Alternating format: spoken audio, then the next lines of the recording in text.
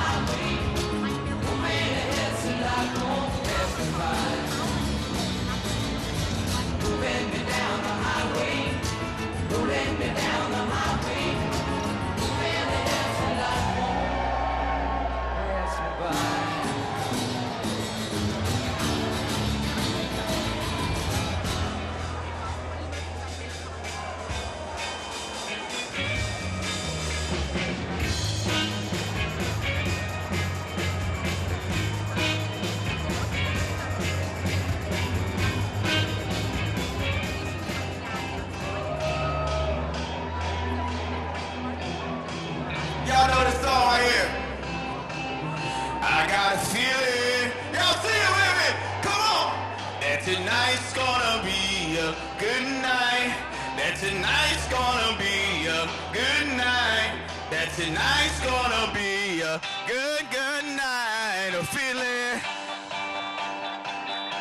That tonight's gonna be a good night. That tonight's gonna be a good night. That tonight's gonna be a good night.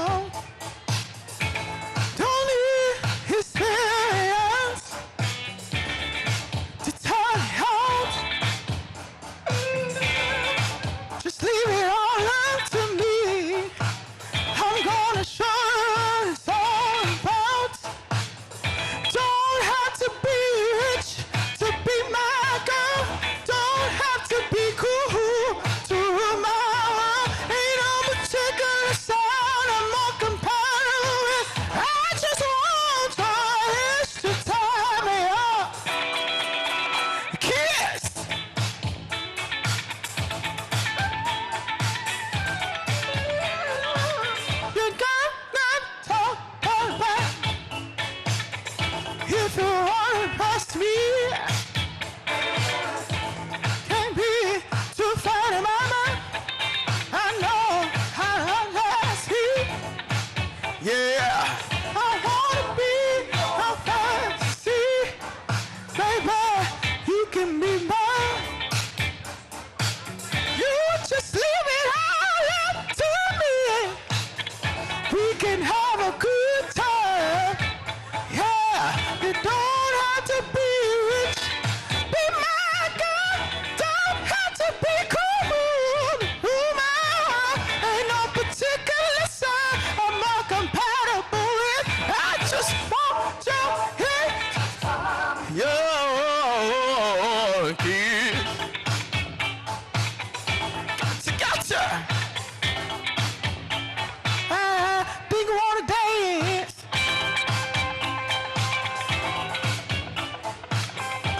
Woo!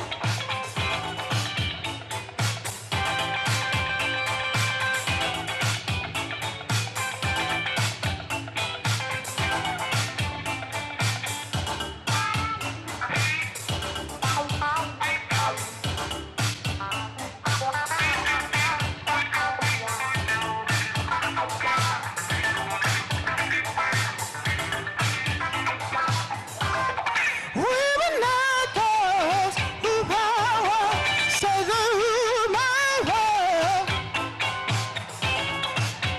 Had your ears on, not your shoe size, baby, we do time. You don't have to watch Dynasty to have an attitude. You just leave it all up to me. My love will be a fool. Have to be rich to be my girl. Don't have to be cool. Ooh, my world ain't no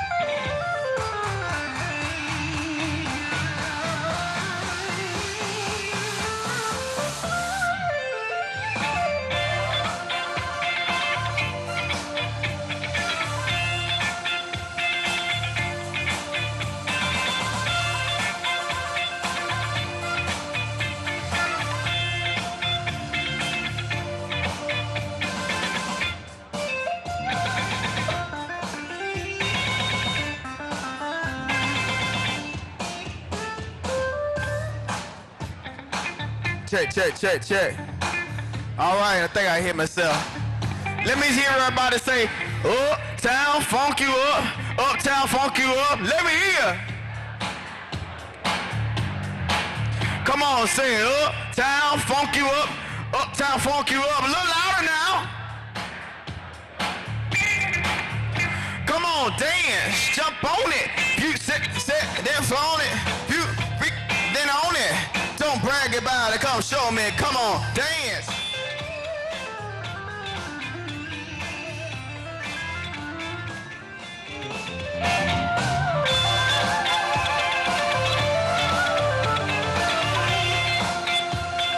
Don't believe me, just watch now.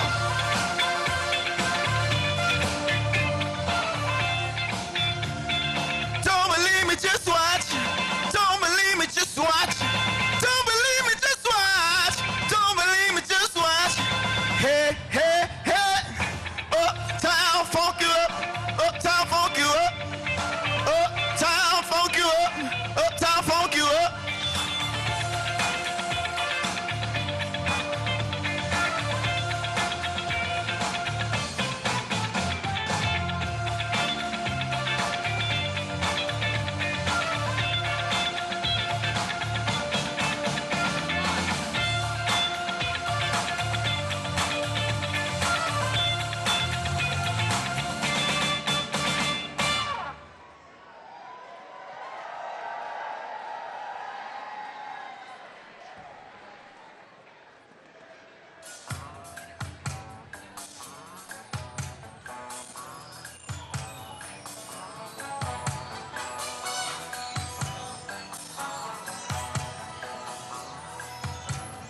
One, two, let's groove tonight. Share the spice of life. Baby, slice it right. We're gonna groove tonight. Let this groove get you to move. It's alright. Alright. Let this groove get in your shoes. So stand up. Gonna tell you what you can do with my love. Alright, let you know, girl, you looking good, you're out of sight. Alright, so just move yourself and then glide like a 747 and lose yourself in the sky among the clouds. The heavy calls. Let the groove get in your shoes, so stand up. Alright, alright. Let the groove get you to move, so stand up. Alright, alright. Gonna tell you what you can do with my love. Alright. Let you know, girl, you're looking good, you're out of sight. Alright, so just tell the DJ to play your favorite tune. Then you know it's okay. What you found is happening now, 'cause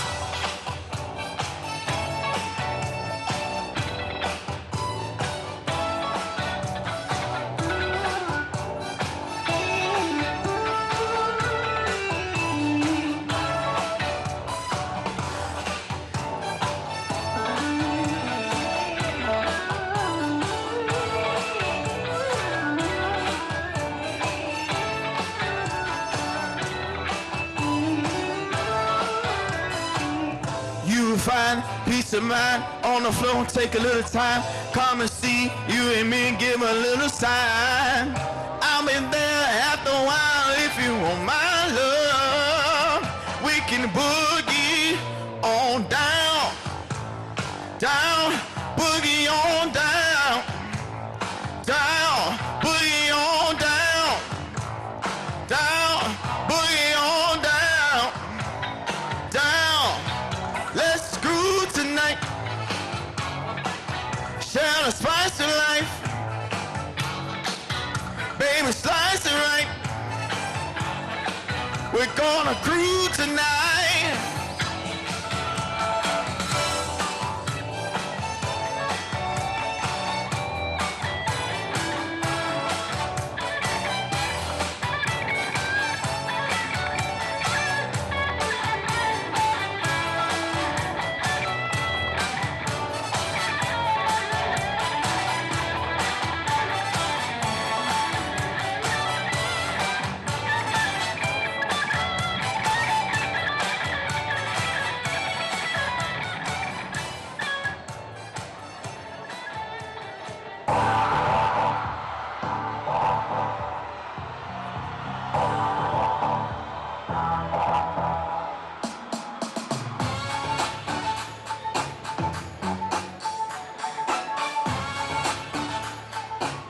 Come on, y'all, let's groove tonight. Oh, yeah.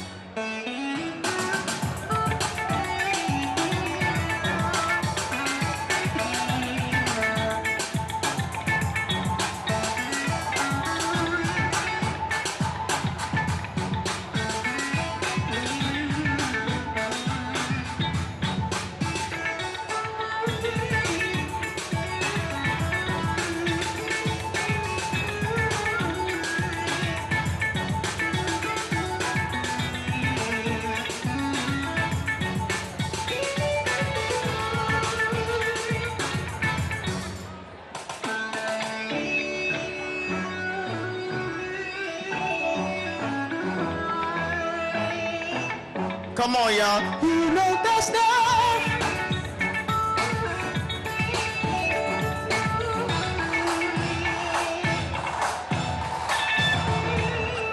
If you know this song, y'all sing it out. Here we go.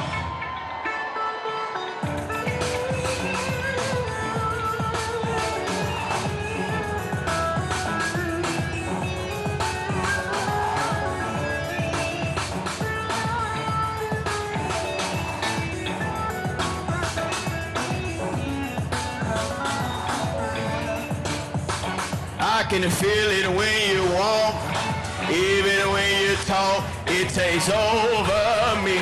It's like candy. Can you feel it too? Just like I do. Ooh. This stuff is starting now. It's the same feeling I always seem to get around you. See, you're mistaken, I'm clearly taken by the simple mere thought of you.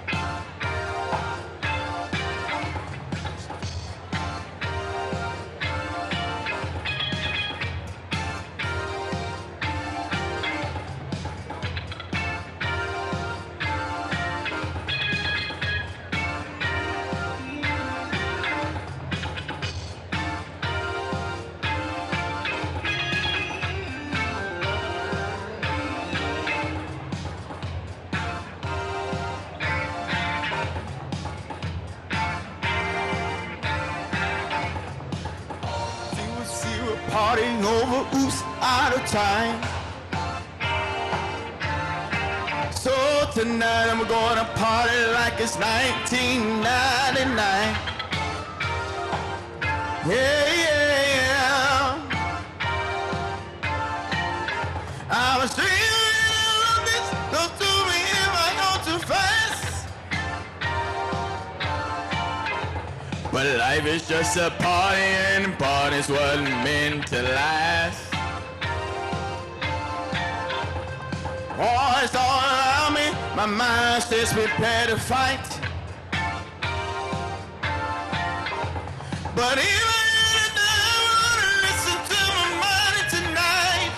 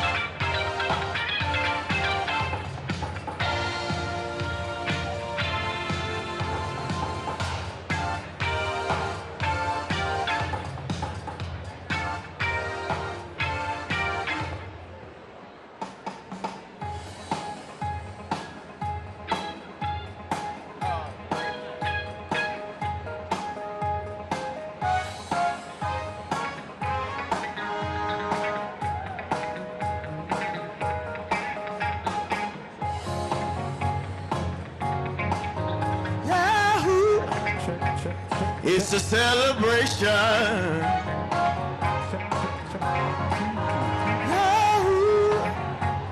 It's a celebration. Celebrate good times. Come on. Celebrate good times. Come on. There's a party going on right here. A celebration to last throughout the years. So bring your good times and your laughter too. We're gonna celebrate your party with you. Come on now. Celebration.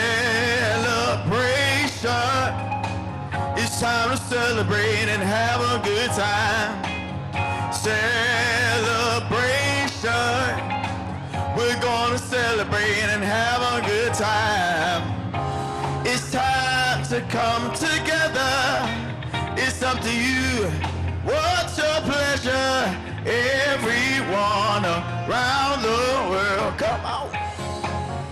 Are y'all up there? Come on. Y'all make some noise.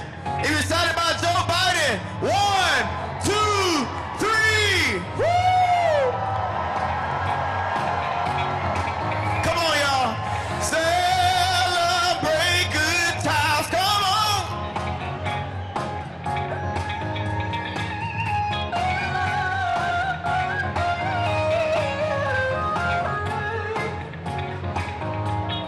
We're gonna have a good time tonight. Let's celebrate. It's alright. We're gonna have a good time tonight. Let's celebrate. It's alright. Baby, we're gonna have a good time tonight.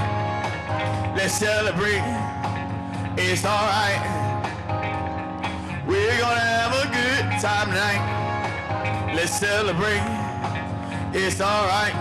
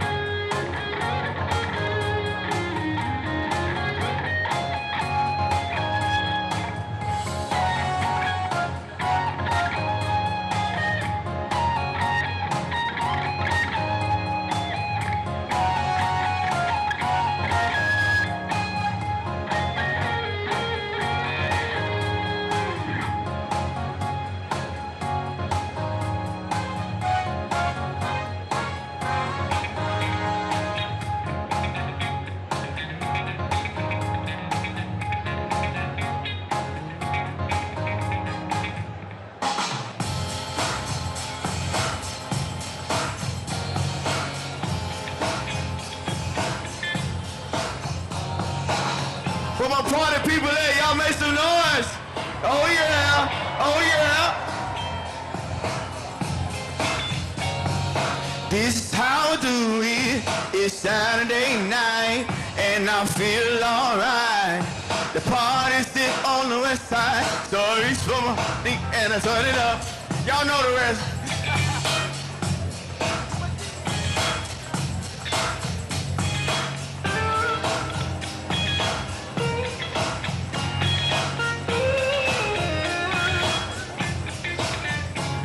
I'm kind of busting it all because this is how we do it. South Central does it like nobody does. This is how we do it.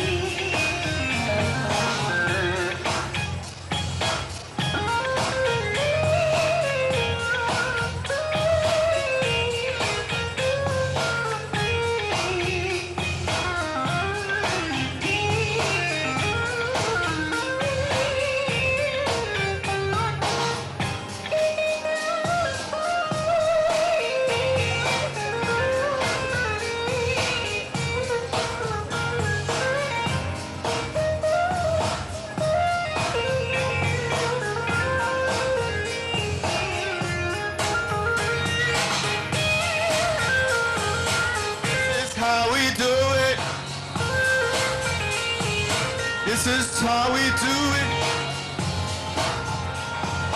This is how we do it. Come on, Kel, come on.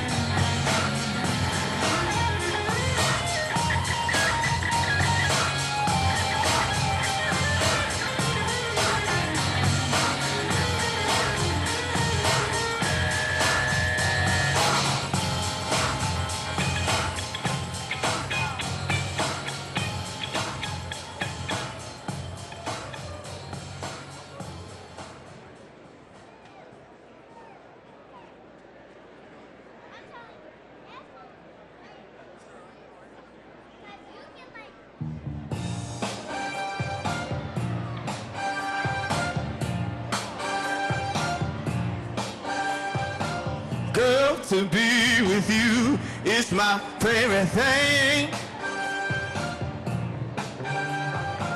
I can wait till I see you again. I wanna put on my boogie shoes and boogie with you. I wanna put on my boogie shoes, just boogie with you. I wanna do it till the sun comes up. I wanna do it till I can't get enough. I wanna put on my boogie shoes and boogie with you. I wanna put on my boogie shoes and boogie with you.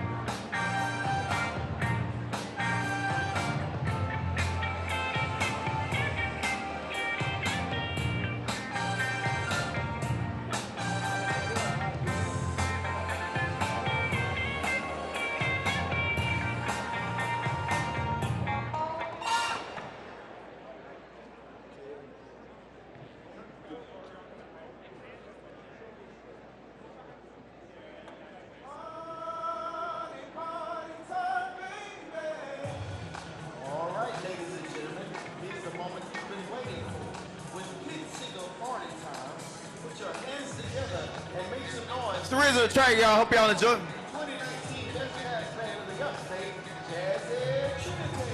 When I woke up early this morning, all I wanted to do was party.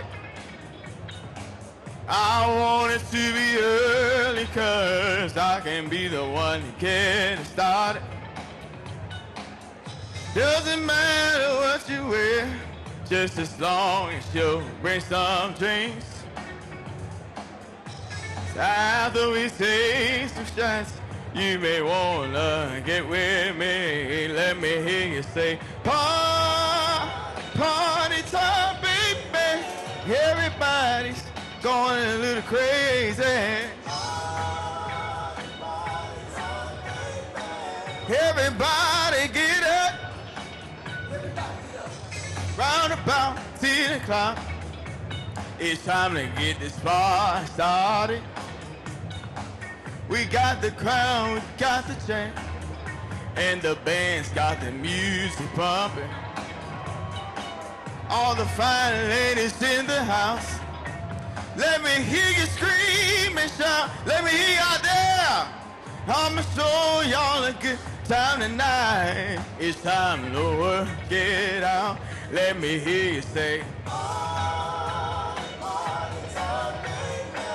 everybody's going a little crazy, yeah. Everybody get up. If you wanna dance with me, baby. If you wanna have some fun, pretty lady. If you wanna turn up and get crazy, it's alright, alright, alright, alright with me. If you wanna dance with me, baby.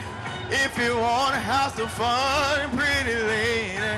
If you wanna turn up, lady, it's alright, alright, alright, alright, alright with me.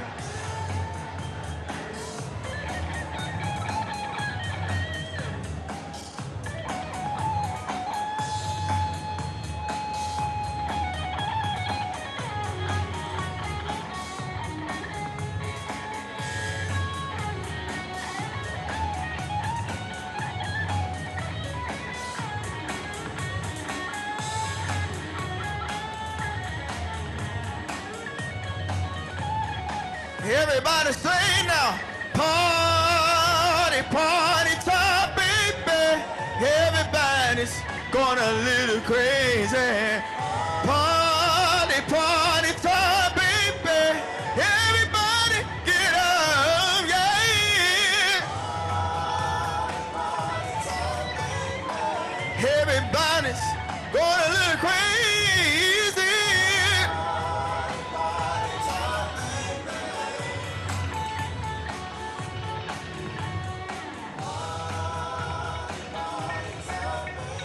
Thank y'all so much for having us.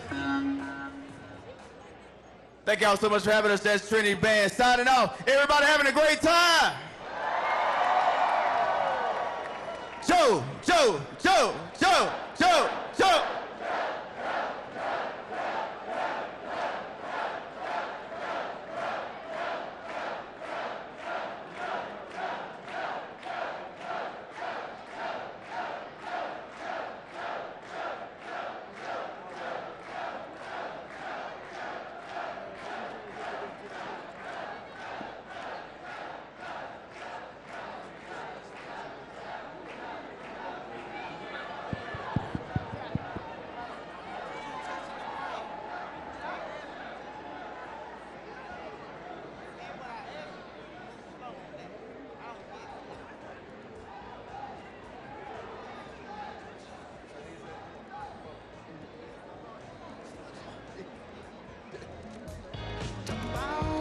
Gracefully, though you hold the key, but baby, whenever you call me, I'll be there. Whenever you want me, I'll be there. Whenever you need me, I'll be there. I'll be around. I knew just what to say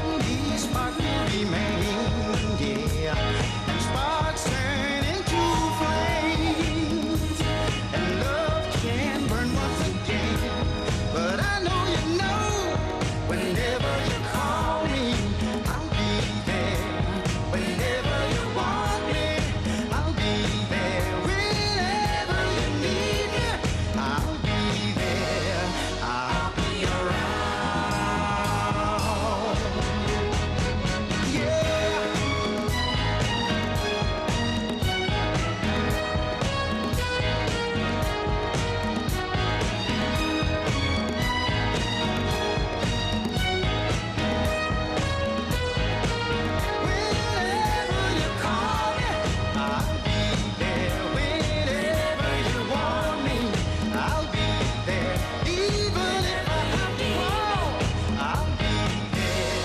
I'll be around.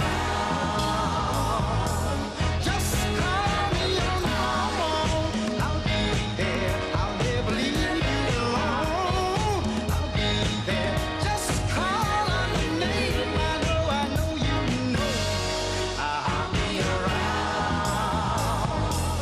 I'll be slipping and hopping.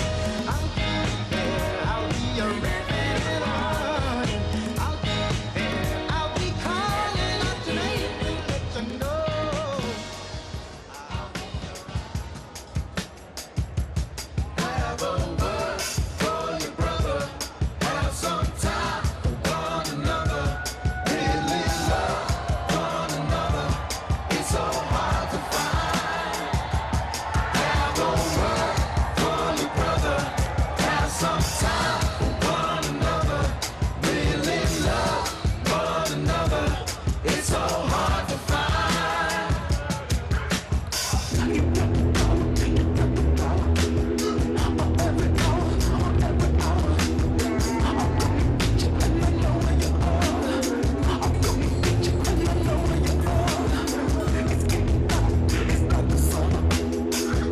for one another. Really love one another. It's so hard to find.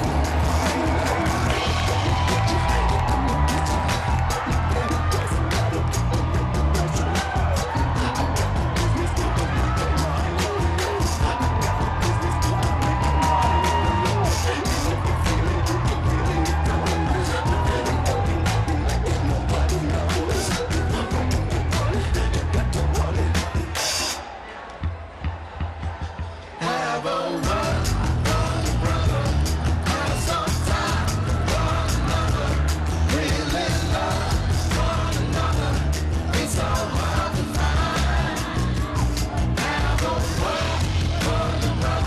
word for your brother. Have some time for one another. Really love one another. It's so hard to find.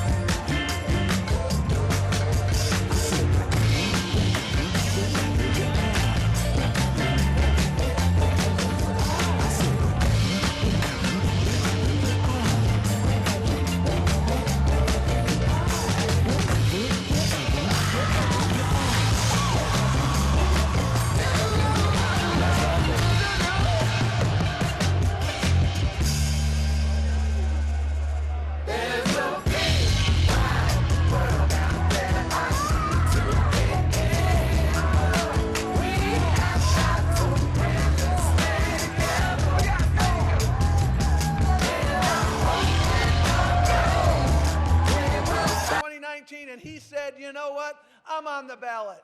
Mr. President, you're not on the ballot. You know what was on the ballot? Health care and education. Sound familiar? Medicaid expansion. Making sure people have access to health care. And then again, 2019 in Virginia.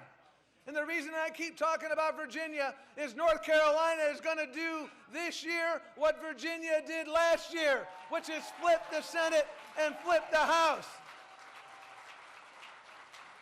When I became chair back in 2017, there were 66 Republicans out of 100 in the Virginia House of Delegates. There are now 55 Democrats and 45 Republicans. And the same thing is going to happen right here in the great state of North Carolina. And I'll tell you, on a personal level, I hope you will, and I expect you will, and I know you will, elect the first Latino Democrat to the North Carolina Assembly. Ricky Hurtado, 63rd District. Give it up for Ricky. I know you can do this. And folks, si se puede is exactly right. We will do this, folks, and we will continue this work. So we've made tremendous progress. And now we are here in 2020, where our job is very straightforward to continue this work, because 3 for 3 is nice, but 4 for 4 is essential. And 4 for 4 we will do. And I hope you know the mission of the Democratic National Committee is to elect Democrats up and down the ballot from the school board to the Oval Office. We will continue that work. We obviously have a high priority with the presidency, but I am confident that we will also take the United States Senate, and one senator we will send packing is the least popular incumbent running for re-election, Tom Tillis. We will elect a Democrat here. And we will make sure we retain the Supreme Court here in North Carolina in Democratic hands. You have a great court. Elections matter.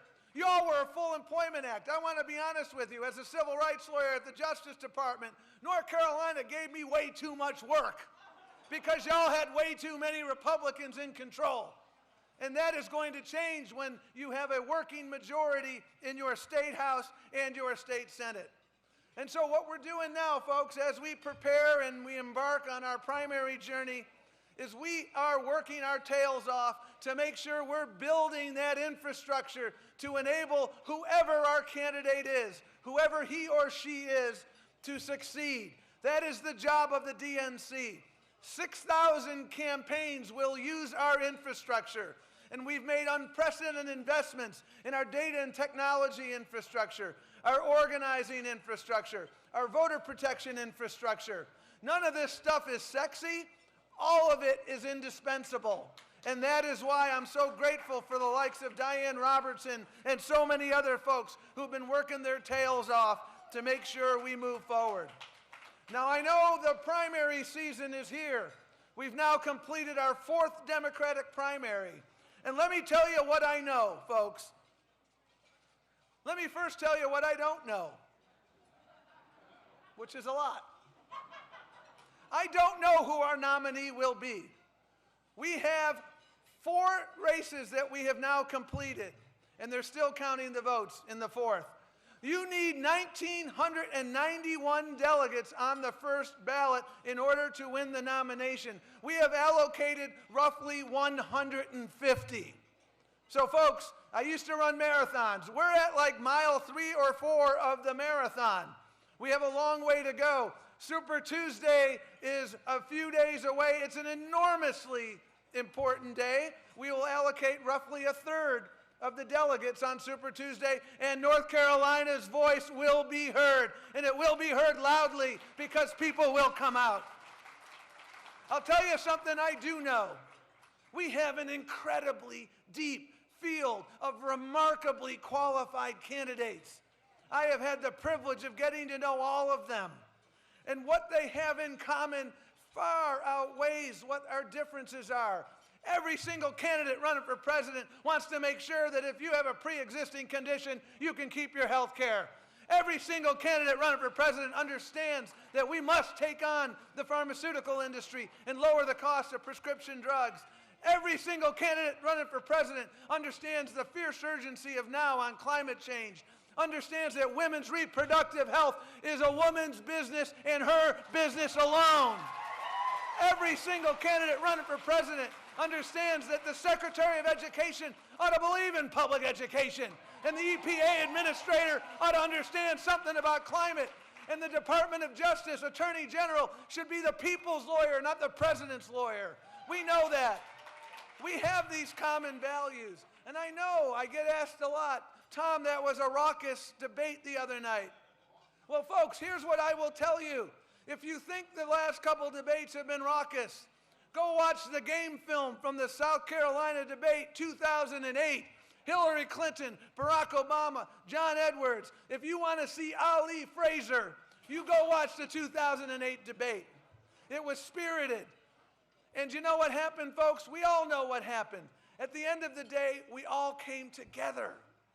And that is exactly what will happen. Every single candidate running for president has said, I will unequivocally, enthusiastically, and immediately support the nominee for president, whoever he or she is. They have taken that oath. They have invested in the DNC in what we call a unity fund, a fund that is necessary so that we can build the battleground infrastructure. And one of our tier 1 battlegrounds, that means the most important, the ones we're investing so much in, is the great state of North Carolina, because we know the opportunities that exist here.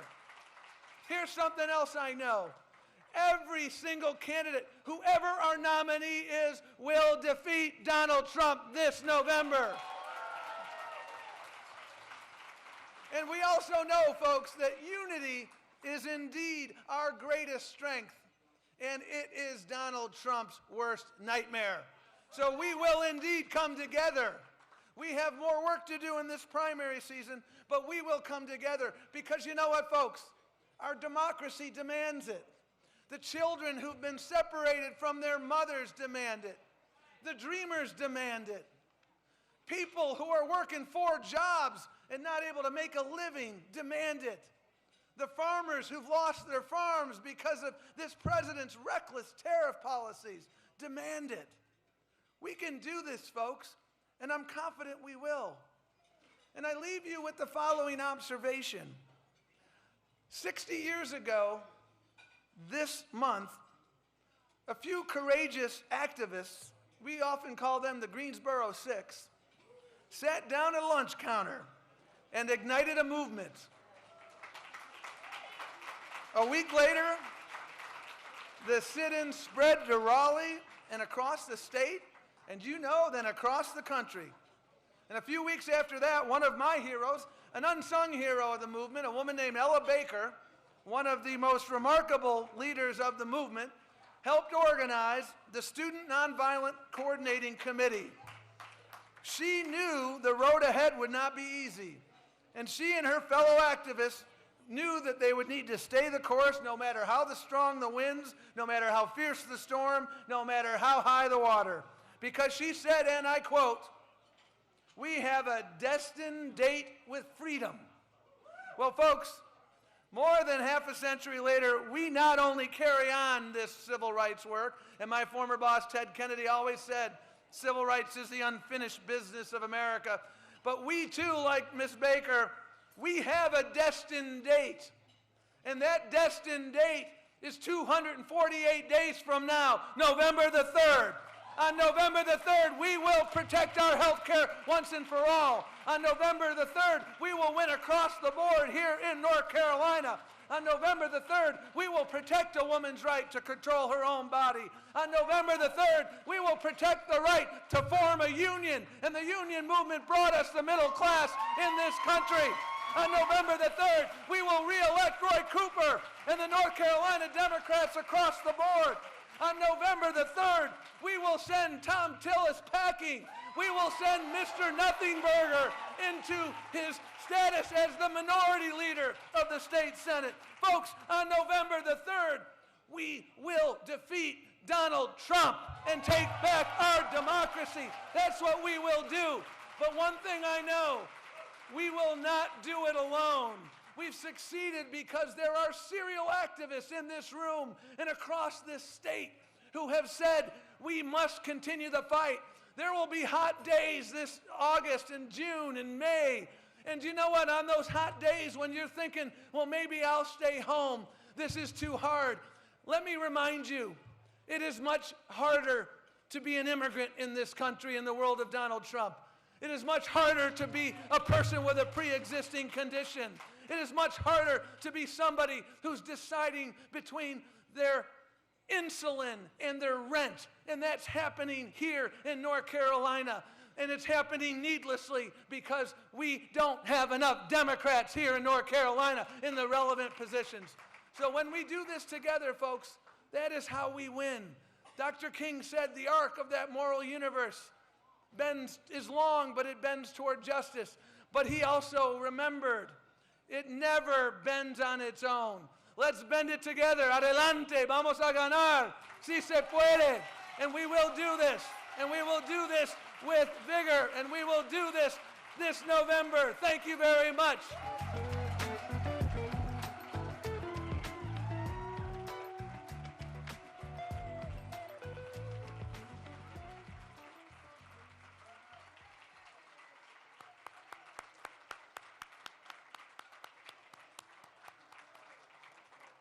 Wasn't he amazing? Thank you, Chairman Perez. Thank you so much. Now I'd like to give a great big welcome to one of North Carolina's most loyal native sons, someone I'm sure you all know and love, ladies and gentlemen. He was born and raised in Nashville, North Carolina, before attending the University of North Carolina in Chapel Hill, where he was elected as head of the UNC Young Democrats. Even then, he was a proud Democratic leader. After practicing law in his home county, he was elected to the State House and then to the State Senate, where he worked to improve our public schools and helped write North Carolina's first children's health insurance initiative.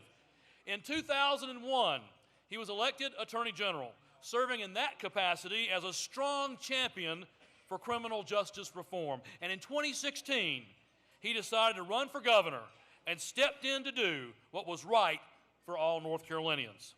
Now, since then, he has made us all proud. He has worked tirelessly to ensure that all working class folks have access to quality employment and health care. He has fought tooth and nail for better pay for our teachers and other educators instead of sweeping corporate tax cuts. And we know he will not give up until we finally expand Medicaid here in North Carolina. In short, he has worked every day, to create a better educated, healthier, and more prosperous North Carolina. We are proud to call him governor. So please welcome, as I present, our governor, Roy Cooper.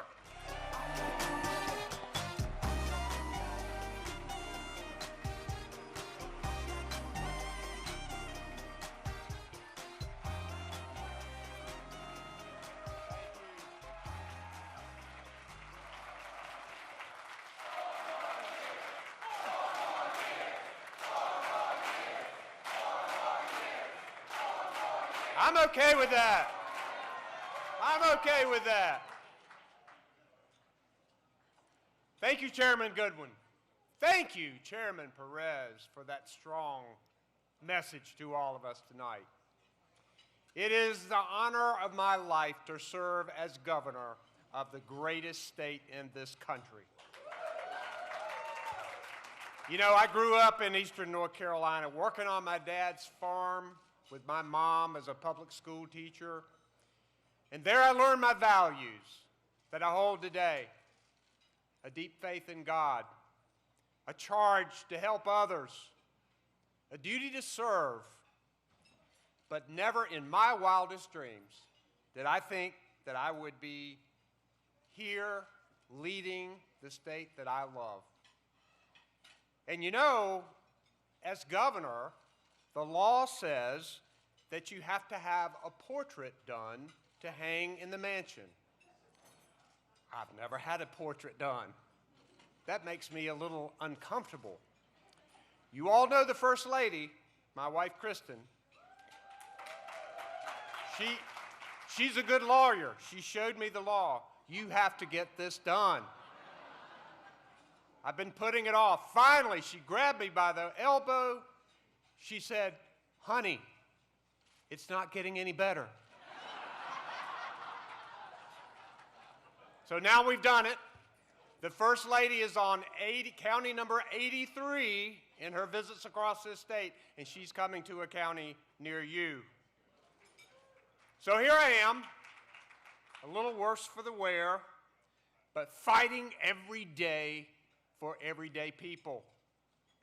Now, before I was governor, as Wayne said, I was elected Attorney General for 16 years. And there, we fixed our crime lab and helped solve cold cases to put violent criminals away and free those who were innocent. We ran payday lenders out of this state. We fought mortgage fraudsters and scammers and corporate polluters. We fought for people who couldn't fight for themselves. I love serving as the state's top law enforcement officer, and I really didn't plan to run for anything else. But then something happened in our state. In 2010, we got a legislature who gerrymandered themselves into a Republican supermajority. And then in 2012, we got a Republican governor who rubber-stamped most every bad thing that they did. Shortchanging our public schools, denying health care to 500,000 North Carolinians, fleshing out a crazy bathroom bill, slashing taxes for the rich and for corporations, weakening laws that protect our air and water, passing the worst voter suppression laws in the country, discriminating against African Americans, as the court said, with surgical precision. We don't have enough time to list all the bad things that this legislature and this governor did. So I believed that I needed to step up, and you believed in me. And together, in 2016, we won this governor's race. In a landslide. Okay, that's a joke. By about 10,000 votes out of 4.5 million. But hey, that's 4 votes per precinct. 4 votes per precinct. Who says every vote doesn't count? We know it does. So, we started righting the ship. We reached out across the aisle and pushed them to get a lot of things done. We repealed the bathroom bill. We got funding to hurricane victims. We installed a better way to build roads and to finance them. We made progress on the opioid crisis, reducing the rate of deaths in our state. But we remained unflinching in our demands for more investments in public education and closing the health care coverage gap. And despite Republican hostility, we stood up to this president on offshore drilling. Not off our coast, you don't. We helped thousands of students get better paying jobs with our Finish Line grants at our community colleges, something the legislature wouldn't fund, and we found federal funds to get it done. I ordered paid parental leave for our state employees. I stopped funds from going to organizations that promote so-called conversion therapy, which hurts our LGBTQ youth. I ordered a clean energy plan to get us to 0 carbon emissions in North Carolina. Because we're going to fight climate change here, and we're going to create good-paying, clean energy jobs. I appointed, by far, the most qualified and the most diverse cabinet in the history of our state. I believe state government should look like the people that it serves and protects. I also appointed smart, diverse, and independent judges all across North Carolina, including the first black woman as Chief Justice of our state Supreme Court in Sherry Beasley. All of our judges stand up. All of our judges stand up. And our candidates for judges. We need to help them.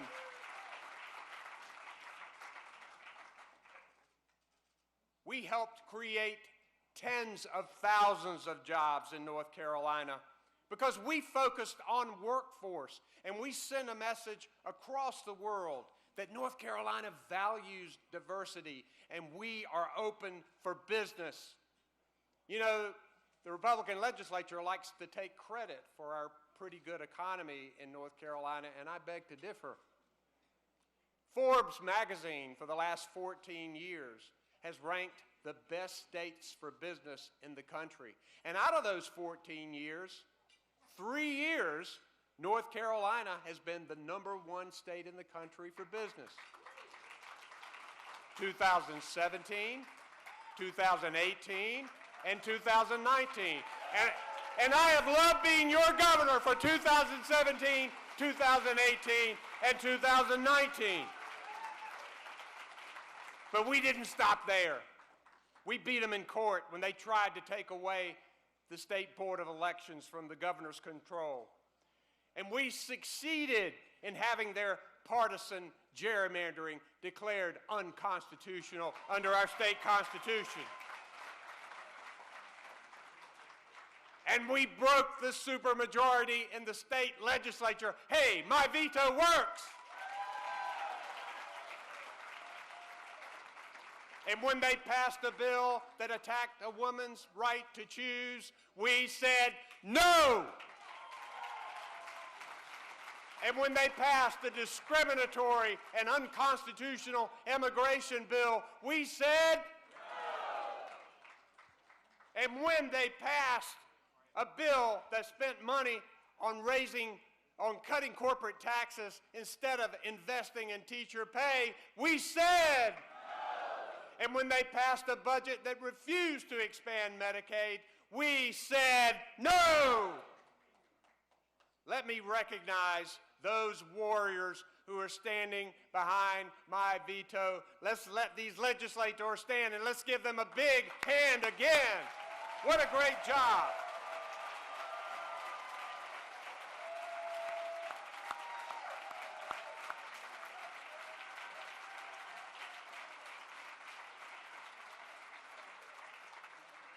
And we're going to get more of them. We've done a great job so far, but I am not satisfied. Are you? No. I won't be satisfied until teachers and other educators get the real raises they deserve.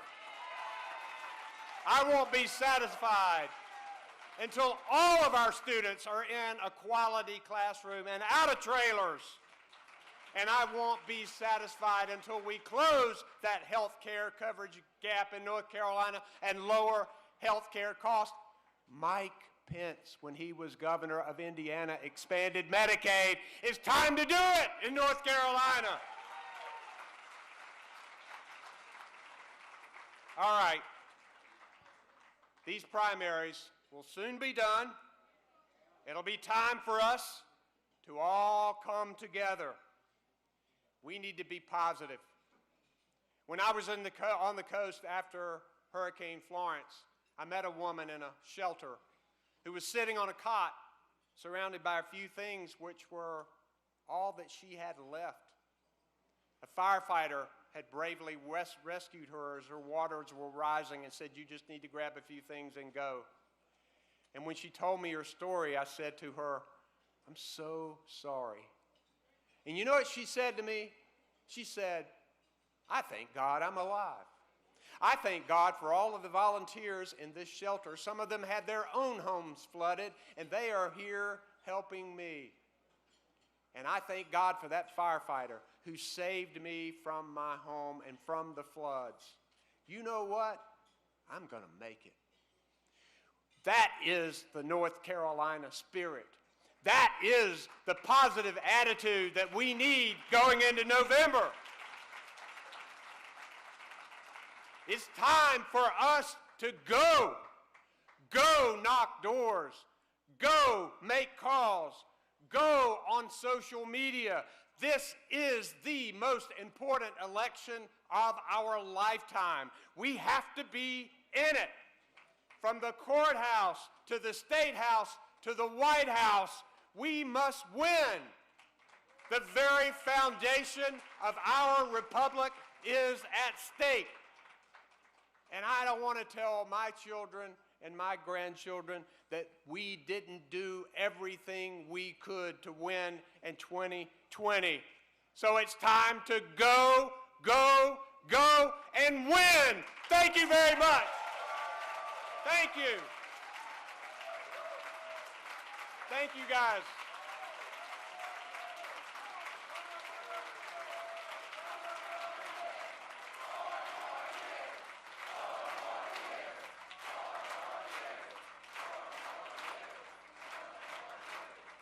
So how do we beat Tom Tillis? Yeah, I'm traveling North Carolina, making sure we're engaging people, listening, really listening, and building bridges. I'm telling a North Carolina story about how we need to make sure we put North Carolina first in the great debates that are taking place in Washington. But I'm here to tell you, you're going to see my name on your ballot, and when you see that name, it's not me on the ballot. Said I like the way you sail your ship now, maybe your cargo. I won't weigh you down, no honey, I won't weigh you down. So smooth sailing, so smooth, ooh, darling.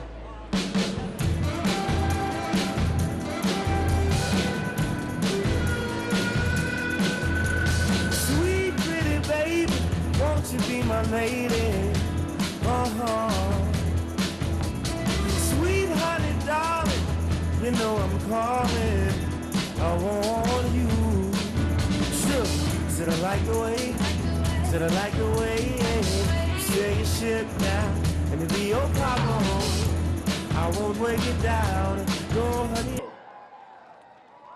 So before I get to hook, I'm supporting Bernie Sanders because taking care of veterans is not radical, it's common sense.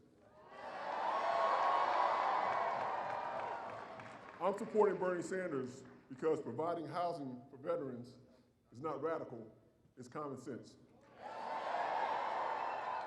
I'm supporting Bernie Sanders because Medicare for all is not radical, it's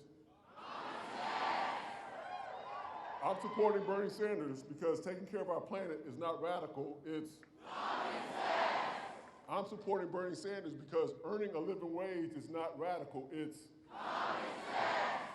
I'm supporting Bernie Sanders because investing in our infrastructure is not radical, it's I'm supporting Bernie Sanders because adult regulation of cannabis is not radical, it's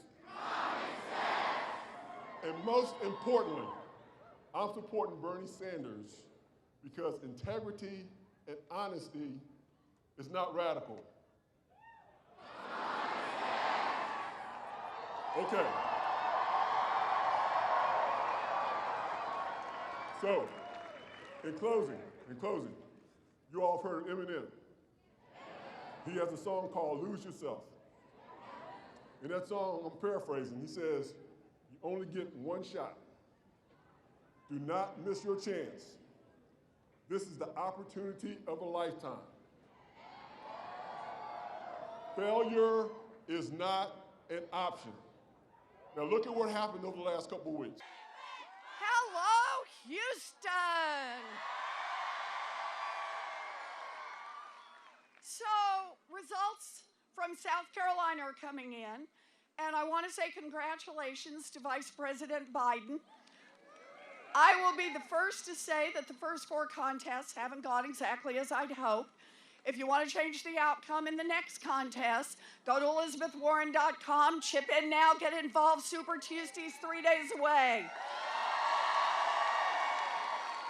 We want to gain as many delegates to the convention as we can, from California to right here in Texas. You know, it may take days or even longer to know the full results from Super Tuesday, but they will be critical in sorting out who our nominee will be this year. My campaign is built for the long haul, and we are looking forward to these big contests. So I want to thank you. I want to start by thanking Judge Lena Hidalgo. She is amazing, the face of Houston, the future of Texas. Boy, a woman leader for America. So thank you, Lena. I also want to say a very, very special thank you to Randy Weingarten and all the teachers who are here tonight. And a special thank you to United We Dream, who's here.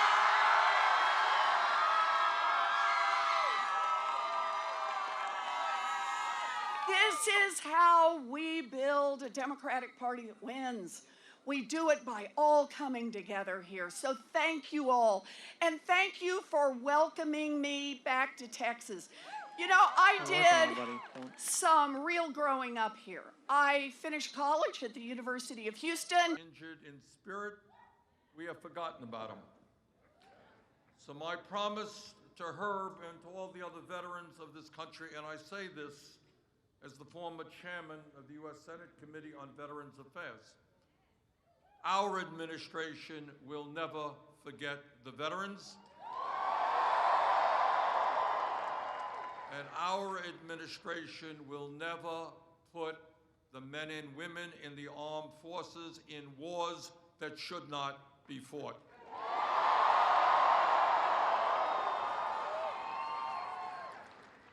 We are here tonight because we are determined that Donald Trump will be a one-term president.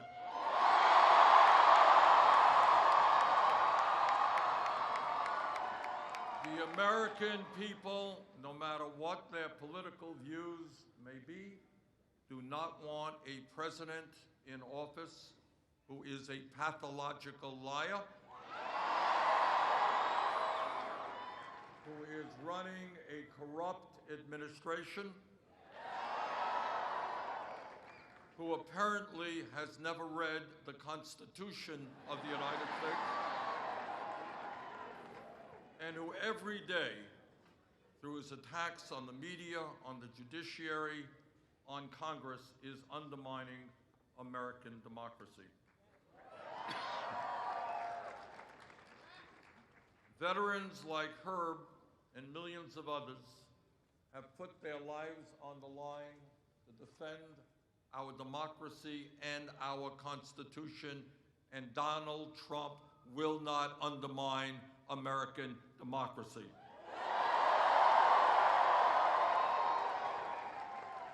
Now, I am very proud that in this campaign so far, we have won the popular vote in Iowa. We have won the New Hampshire primary. We have won the Nevada caucus. But you cannot win them all. A lot of states out there, and tonight we did not win in South Carolina. And that will not be the only defeat. There are a lot of states in this country, nobody wins them all. I want to congratulate Joe Biden on his victory tonight. And now we enter Super Tuesday in Virginia.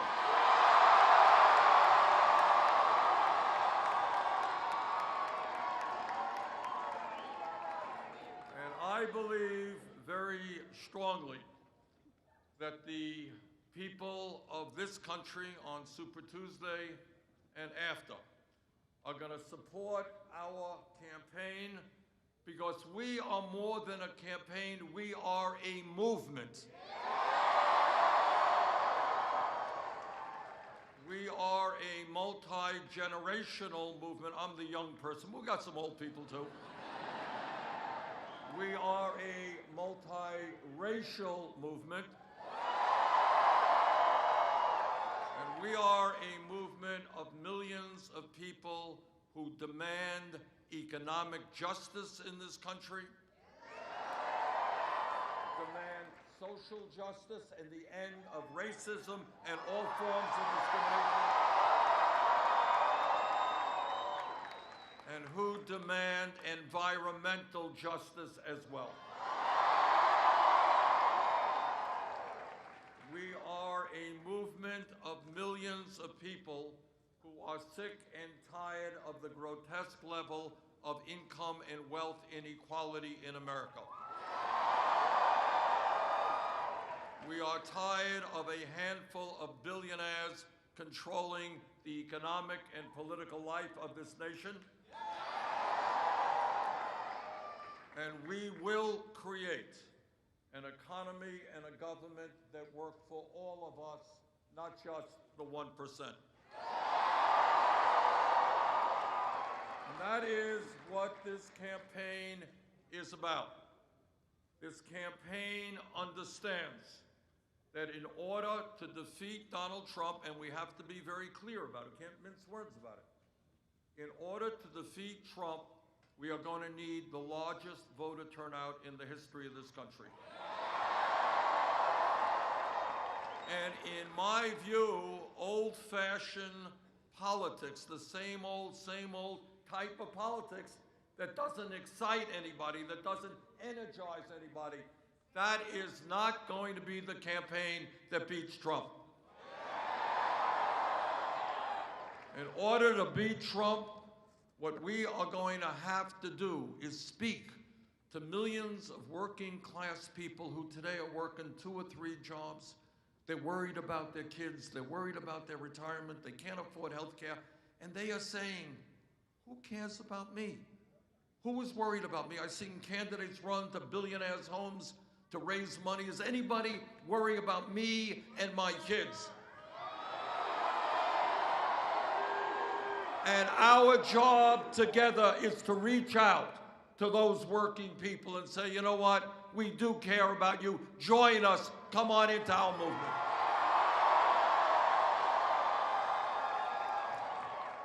And then we've got to reach out to the young people in this country.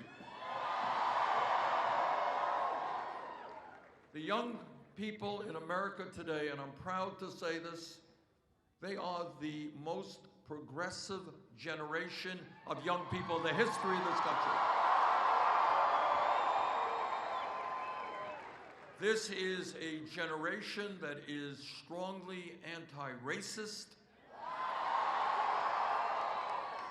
anti-sexist, anti-homophobia, anti-religious bigotry.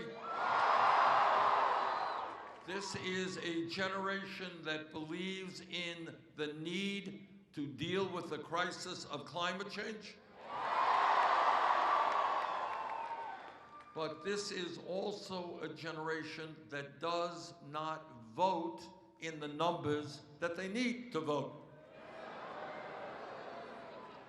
So our job, if we are going to beat Trump, is to say to those millions of young people, if you can't afford to go to college or you're leaving school deeply in debt, join us.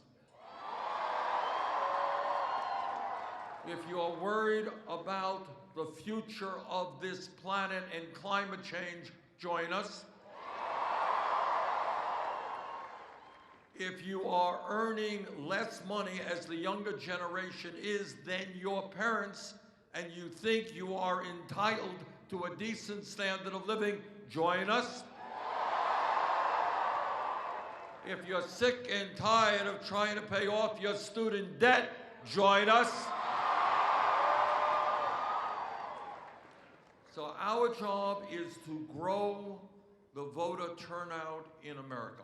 I can't do it alone. I need every one of you to reach out to your friends. And when your friends moan and groan about this and they moan and groan about that, tell them complaining is not good enough. They've got to get into the political process, stand up and fight for justice. Now, in case you haven't noticed, the political and economic establishment of this country, they're getting very nervous about our campaign. Just read an article the other day that the lobbyists for the military-industrial complex, they're very worried. They're worried that we may not continue spending more money on the military than the next 11 countries combined. They are worried that we're not going to allow military contractors to give us massive cost overruns. And they're very worried that we are not going to be involved in endless wars.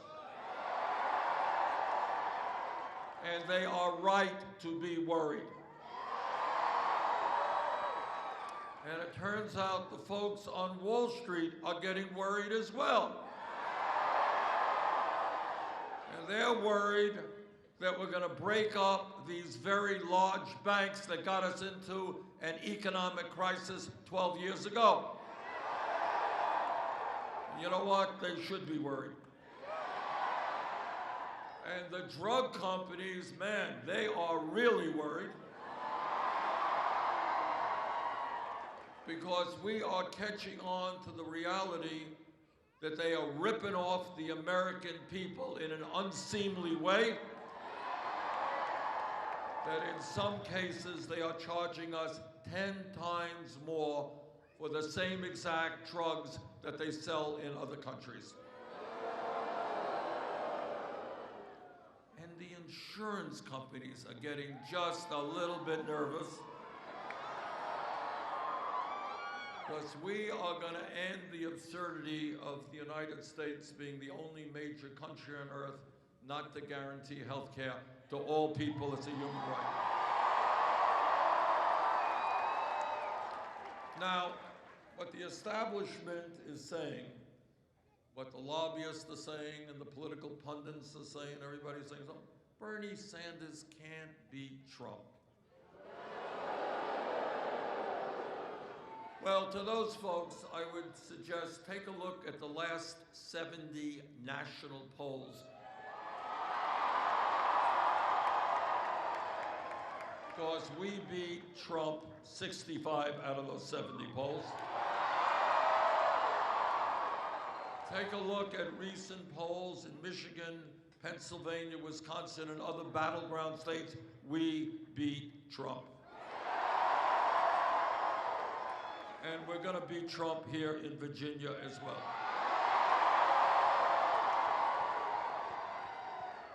And the reason that we are going to win is twofold. Number one, we have the strongest grassroots movement of any campaign in the modern history of this country.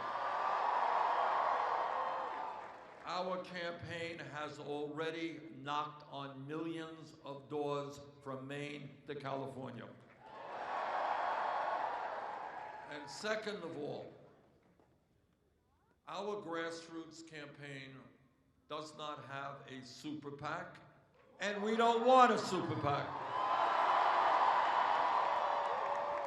Because when you start taking money from billionaires and millionaires, what you end up doing is serving their needs. Our campaign, and I want everybody here to be really proud of this, we have received more campaign contributions from more Americans as of today than any campaign in the history of American politics.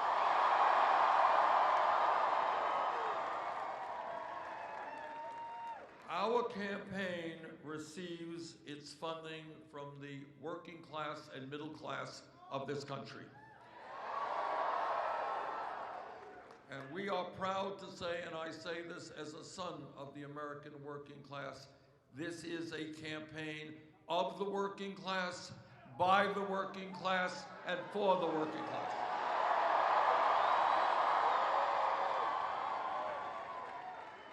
For too long, the American people have looked at a government which receives candidates and members of the Senate and the House who receive huge amounts of campaign contributions from the rich.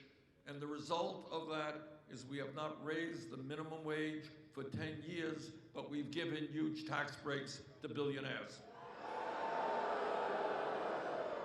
The result of that is we have not dealt in any effective way with climate change, but we've given tens of billions of dollars in subsidies and tax breaks to the fossil fuel industry. It is time for a change. It is time to end corporate welfare in America.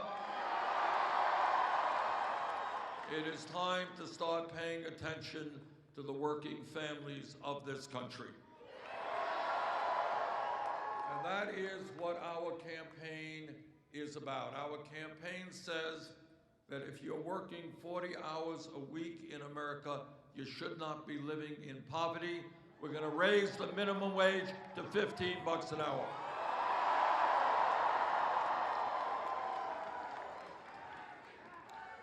Our campaign says that women should not be earning 80 cents on the dollar compared to men. We believe in equal pay for equal work. And our campaign believes that at a time when millions of workers want to join unions, we should make it easier, not harder, for those workers to join unions. And our campaign believes that in the wealthiest country in the history of the world, our infrastructure should not be crumbling. People are entitled to good roads, good public transportation, a first-class rail system, and at a time when 500,000 people are homeless tonight, we can build 10 million units of low-income and affordable housing. What our campaign is about is asking people to think outside of the box and to ask questions that are not asked on television or in Congress. Questions like everybody here knows that education is so very important to all of us, to our place in the world, and to our ability to make it into the middle class. And yet, in the wealthiest country on earth, we have an educational system that is failing working families from coast to coast. And that is why we believe in universal, high-quality, affordable child care.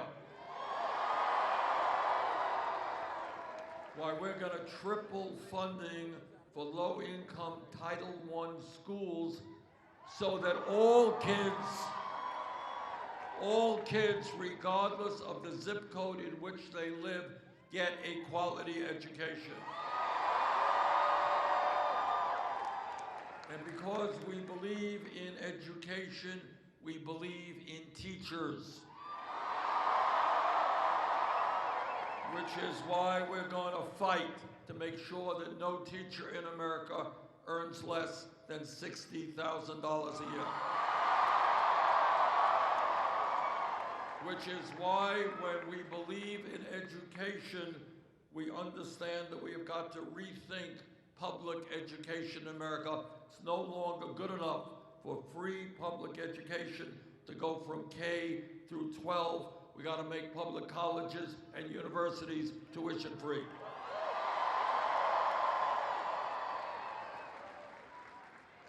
And when we think outside of the box, we ask some questions. We say, how come 12 years ago Congress was able to bail out the crooks on Wall Street who nearly destroyed our economy?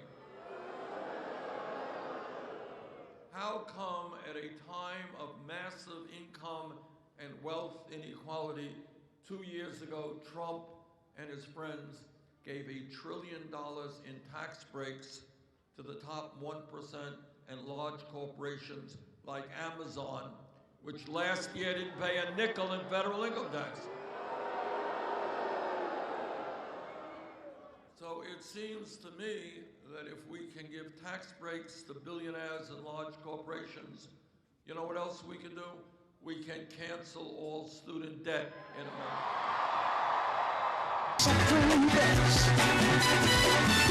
Do not obey, you must be safe if you can pass the test. Just move on to a greater day. With just a little faith, if you put your mind to it, you can surely do it.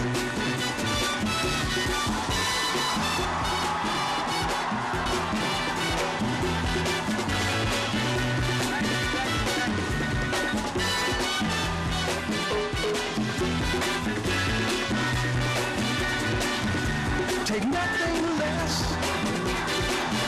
in the second best. Do not obey, you must be forsake, if you can pass the test. Just move on to a greater day. With just a little faith, if you put your mind to it, you can surely do it. Thank you. Thank you. Thank you, thank you, thank you, South Carolina.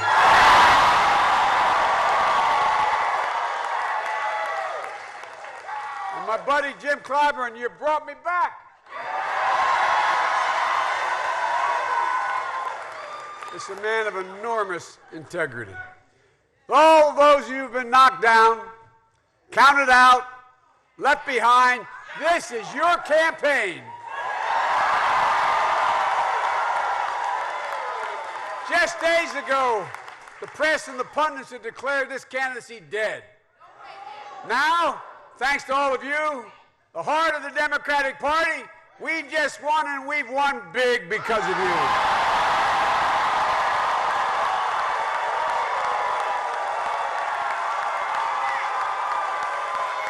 And we are very much alive.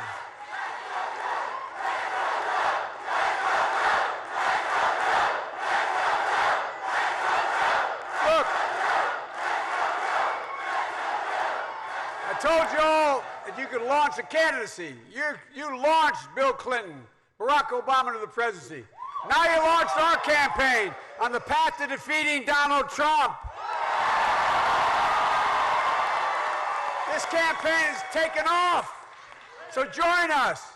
Go to joebiden.com, sign up, volunteer, contribute if you can, but we need you, we want you, and there's a place for you in this campaign.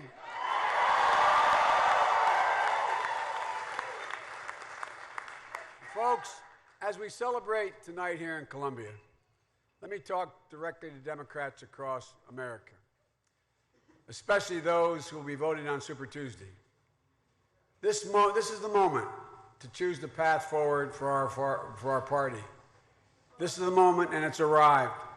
Maybe sooner than anyone guessed it would, but it's here.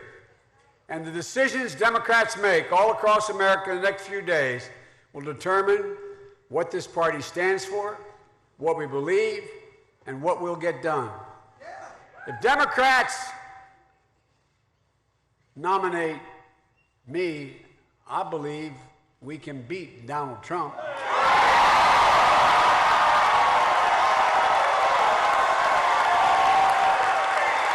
Keep Nancy Pelosi in the House of Representatives as Speaker, and take back the United States Senate. So join us. My fellow Democrats across America, join us. If Democrats want to nominate someone who will build on Obamacare, not scrap it, take on the NRA and gun manufacturers, not protect them. Stand up and give the poor a fighting chance and the middle class get restored, not raise their taxes and keep the promises we make. Then join us. And if the Democrats want a nominee who's a Democrat,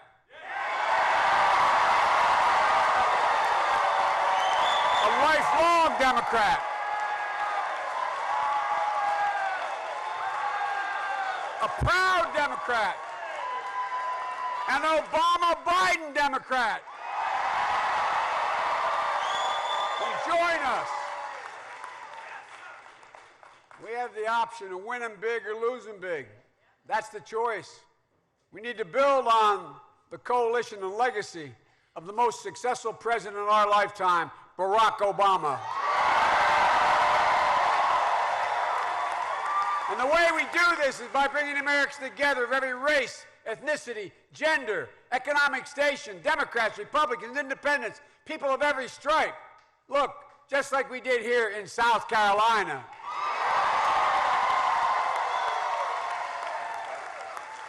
And like we can do across the entire country on Tuesday and beyond. Folks, win big or lose, that's the choice. Most Americans don't want the promise of revolution. They want more than promises. They want results. They want to give all Americans access to real opportunity, to be able to have affordable health care for all Americans, an environment with clean air and clean water, an education system that funds our schools, pays our teachers, makes community college free, a nation that will stand up to and beat the NRA. Reform our criminal justice system, root out institutional racism, mobilize the world against climate change. And an economy that works, rewards work, not just wealth. My dad used to say, Joey, a job's about a lot more than the paycheck. It's about your dignity. It's about decency, it's respect. It's about your place in the community. It's being able to look your kid in the eye and say, honey, it's going to be okay. For all our families, for all our communities. Because that's the right thing to do. That's what makes us Democrats. Talk is cheap. False promises are deceptive. And talk about revolution and change in anyone's life. We need real changes right now. Something I've done my whole career, and I'll do as president. So this is an election to spend all our time in a battle for the soul of the Democratic Party. This is a battle for the soul of the United States of America. And we're in an incredibly perilous moment, as all of you know. Winning means uniting America, not sowing more division and anger. It means not only fighting, but healing the country. We have to beat Donald Trump and the Republican Party, but here's the deal. We can't become like them. We can't become like them. We can't have a never-ending war. Above all, it's time for America to get back up. The country is so ready. So ready. Once again, fight for the proposition that we hold these truths to be self-evident, that all men and women are created equal, endowed by the Creator with certain inalienable rights. We say it all the time, but we've never fully lived up to it. But we've never before, until this president, walked away from it. And it's the reason why Jim and I and all of us are in this. I believe with every fiber of my being that all men and women are created equal. You know, I saw it a few days ago in a town hall in Charleston, Jim. I spoke with Reverend Anthony Thompson, whose wife, Myra, was studying the words of her Bible with 8 other parishioners at Mother Emanuel 4.5 years ago. It was a weekly routine, reading Scripture and finding purpose and faith in God and in each other. And in an instant, hate, vengeance, white supremacy pierced that faith, and they were lost forever. But you know what I found the most remarkable thing in my career thus far? Remarkable about Reverend Thompson and the families of the Emanuel 9.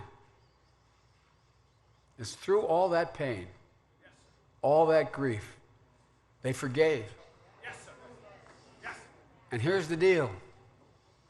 In their forgiveness, they brought more change to South Carolina than any that's occurred over the previous 100 years.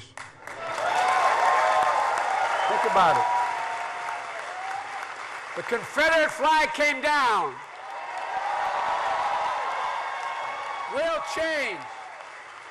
That's why the Sunday after, Jill and I and my family, we came back to Mother Emanuel on Sunday services after the funeral of the victims. Because 6 weeks earlier, we had lost our son, Bo. And we needed to be healed, too. We need to be healed. I really mean this. We needed whatever they were exuding. And with every season that's passed, they've gotten up and found purpose to live life worthy of the ones they lost, worthy of the blessings to live in this remarkable country. We left here, having arrived in overwhelming pain, thinking we can do this. We can get through this. So I want to tell you, it's no small reason why I'm in this race. People like all of you here tonight, all around the country. The days of Donald Trump's divisiveness will soon be over. No.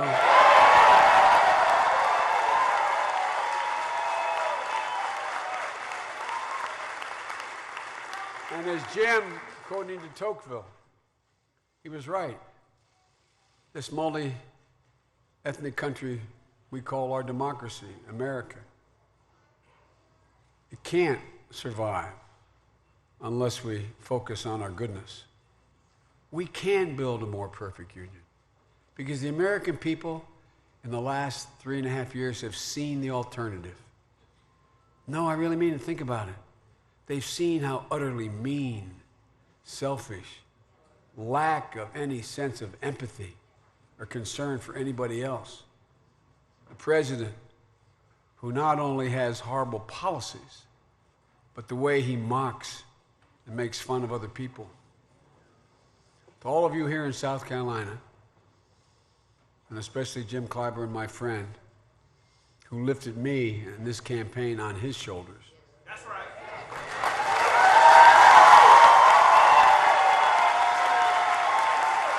But I mean all of you. Many I don't have time to name, all of you. We, Jill and I, our daughter Ashley, my son Hunter has been on the phone straight through for me.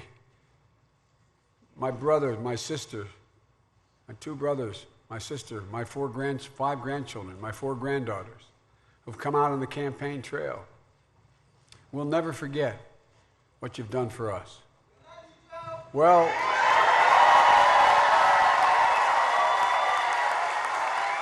we can say without fear of contradiction, the Bidens love you guys, man. The Bidens love you. That's real. And folks, now we need to stand behind Jamie Harrison, the next president of the United States, next senator of South Carolina. We need to send Joe Cunningham back to the House of Representatives. And all of us, all the Bidens, thank you. Thank you for everything you've done for us. So folks, here's the deal. Let's get back up. We're decent, we're brave, we're resilient people. We can't believe again. We're better than this mama. We're better than this president. So get up, take back our country. This is the United States of America. There's nothing beyond our capacity if we do it together. God bless you all, and may God protect our troops. Thank you, thank you, thank you.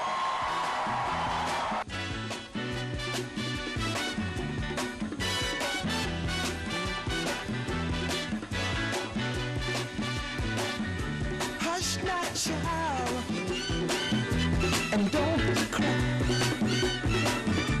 Your folks might understand you by and by. Just move on up toward your destination. Though you may find from time to time complication.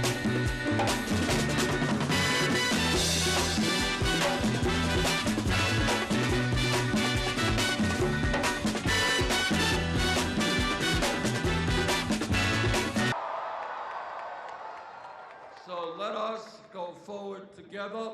Let's win on Tuesday. Let us win the Democratic nomination. Let us defeat Trump. Let us transform this country. Thank you all very much.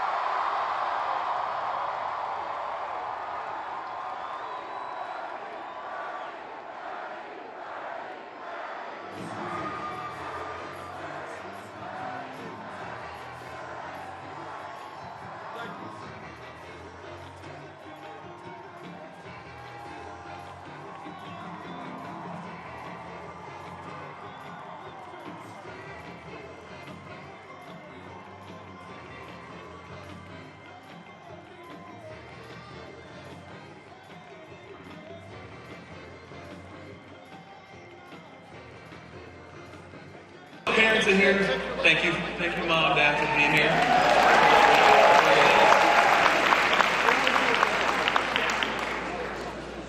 It is an honor to have endorsed the Pete Buttigieg campaign last December.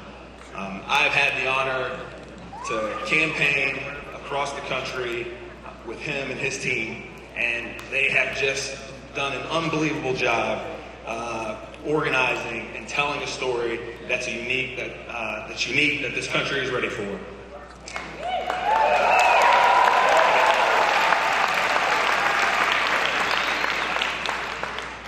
As I saw back in 2008, and also as I see now in 2020, running for president is hard.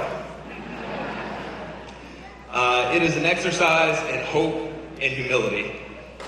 And believe me, the P team has shown that hope and humility as they have campaigned and talked to voters here in North Carolina and in South Carolina and Iowa and New Hampshire and all over the country.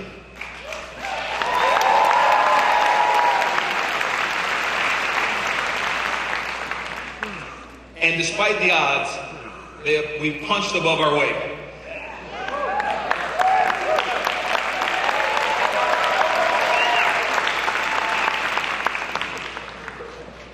To everyone in South Carolina that spent time talking with me and listening as I was trying to tell the story about why they should join this movement, I want to thank them.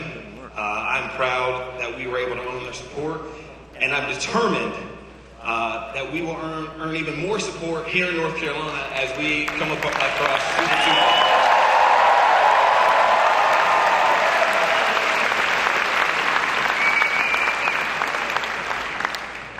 Now, my time in politics has taught me that you should be the change you want to see. And what does that mean? That means organizing.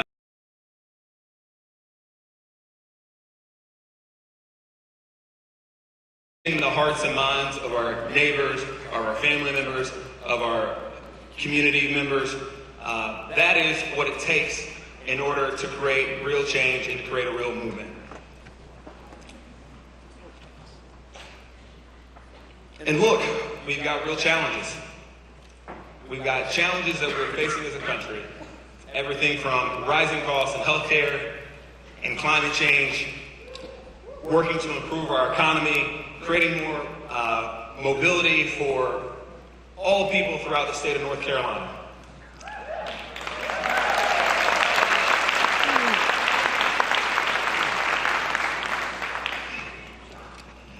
Now that's another topic. This presidency, tough one. This presidency has been tough and difficult.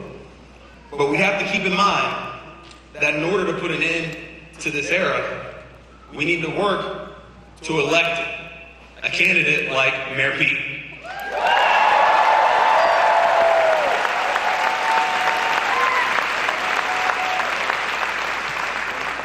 We know that he is the right person for the job.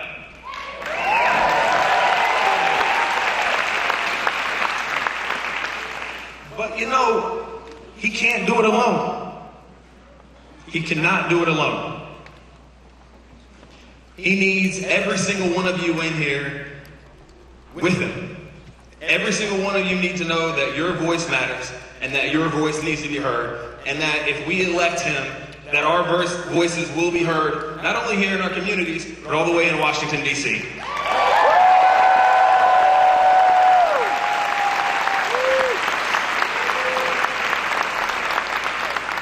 Now, it was true in the 60s when Martin Luther King said it. It was true in 2008 when Barack Obama said it, that the arc of the moral universe is long, but it bends towards justice.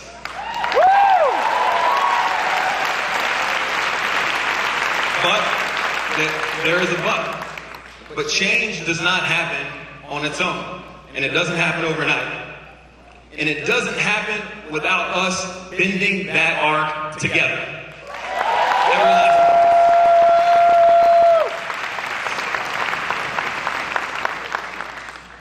I've seen and been a part of a lot of great moments when people come together. 2001, a guy named Carlos Boozer breaks his foot and we win a national championship when no one else thought we could.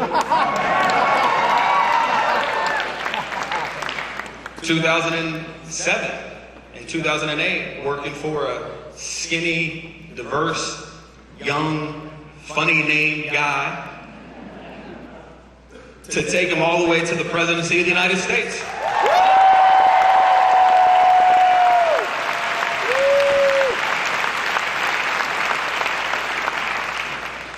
And look, I wouldn't be here today if I didn't believe in Pete. And I assume many of you feel the exact same way.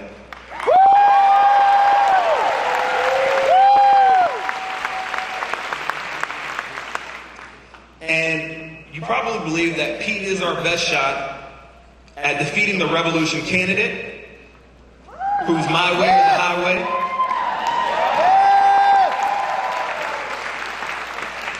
And beating Donald Trump resoundingly.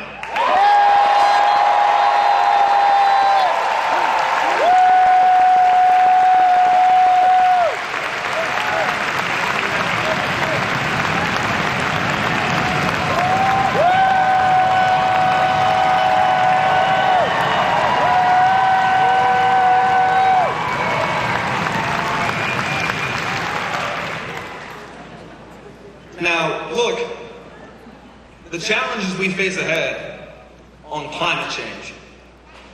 Doesn't care if you went to state, doesn't care if you went to Wake or UNC. You know, families that are struggling with rising healthcare costs as they deal with family members who have terminal illness. Doesn't care if you're black or brown, rich or poor, gay or straight. The only way we can solve those problems is if we come together.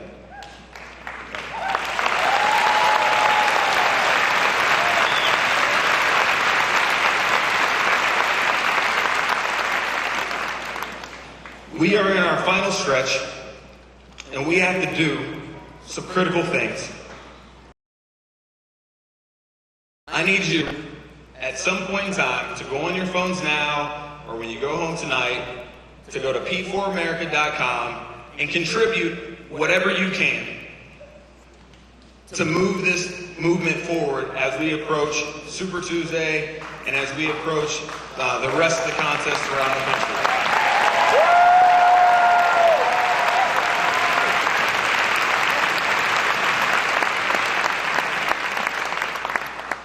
The future doesn't have to be a dark place. I'm on Team Pete because we're building a movement that's based on a new kind of politics that is needed to revive this nation.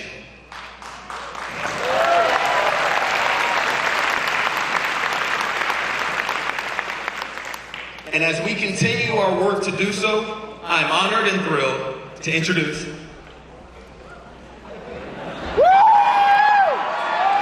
the next President of the United States, Mayor Pete Buttigieg.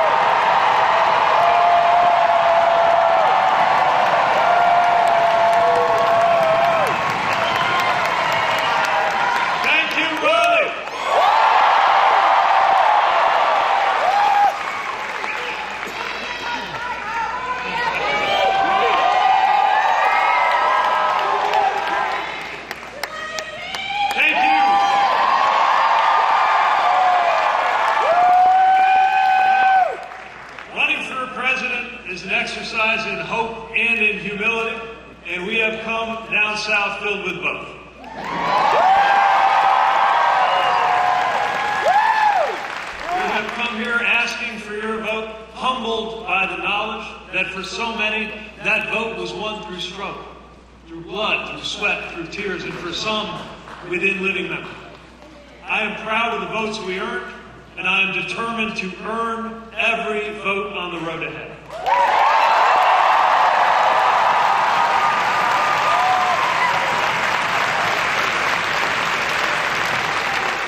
I want to salute all of our competitors, and I congratulate Vice President on his victory tonight in South Carolina.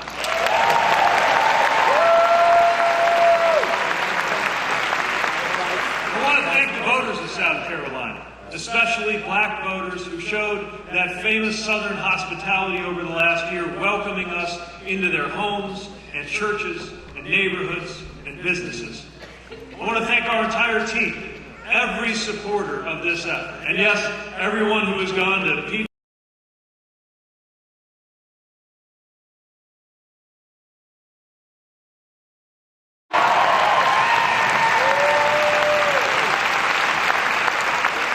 I want to thank our amazing campaign family and my amazing family, especially Chasten, who has stood with me from Northern Indiana.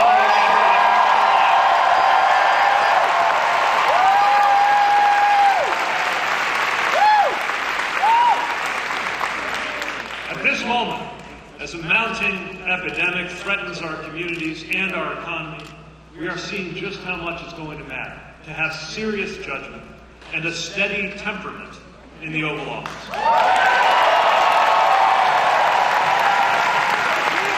Not to mention a belief in science and evidence.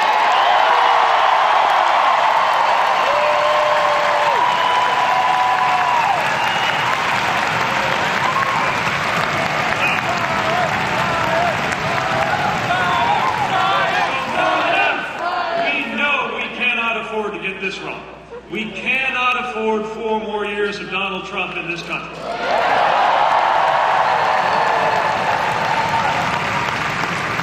And that means we cannot afford to succumb to the politics that have failed us.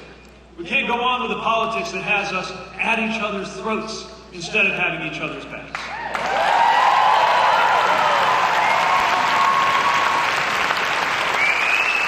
We can't go on with the politics that defines us by who we voted for in the past instead of what we can achieve together in the future.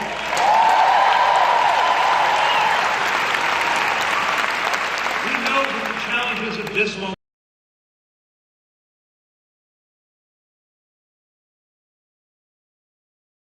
globalization rippling through our economy in new ways.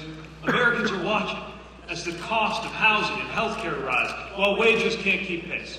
And with so much at stake, we must be prepared to meet these challenges in the future. Americans are crying out for a new kind of leadership, hungry to be united in a common purpose. And we know that if we are to tackle these challenges, we have to come together to write a new story for our future.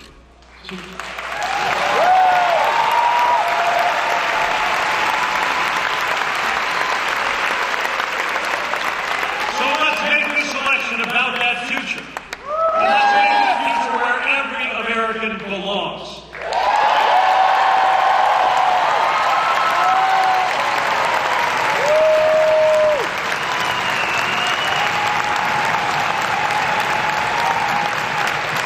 This is how we win. It's always how we've won. Democrats win when we offer a new vision, a new generation of leadership, calling our country to its highest values and its deepest ideas.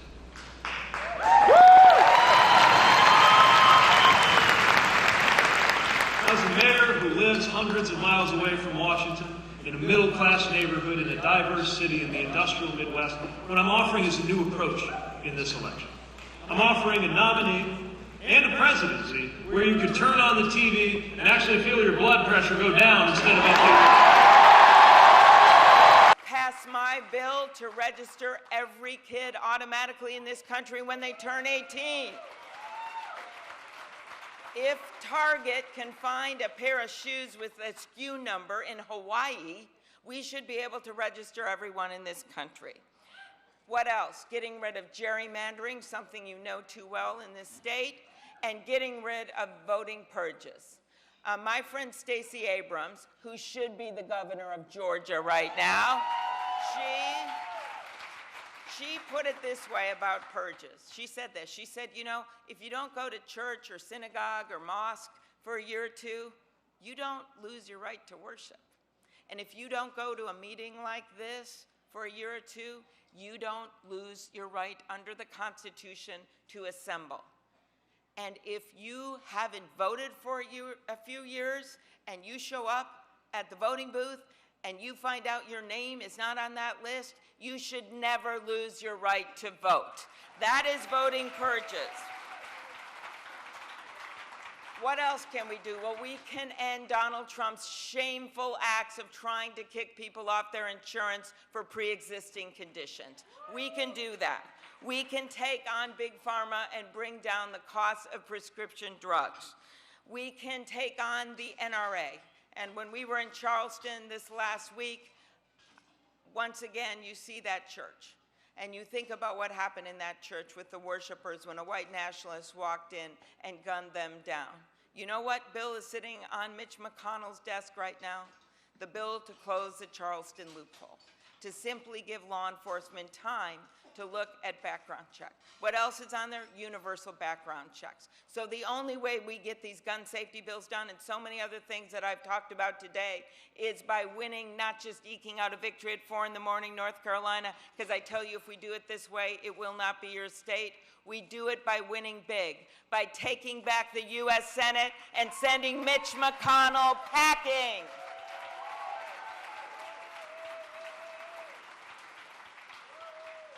You know what else we got to do? We got to make it easier for people to pay back their student loans and making it easier for people to afford college. And in a state in that tradition of Governor Hunt, a state that understands how important education is, I found 137 things that a new president can do in her first 100 days that are legal without Congress. And the thing that I could do in the first 100 seconds is fire Betsy DeVos.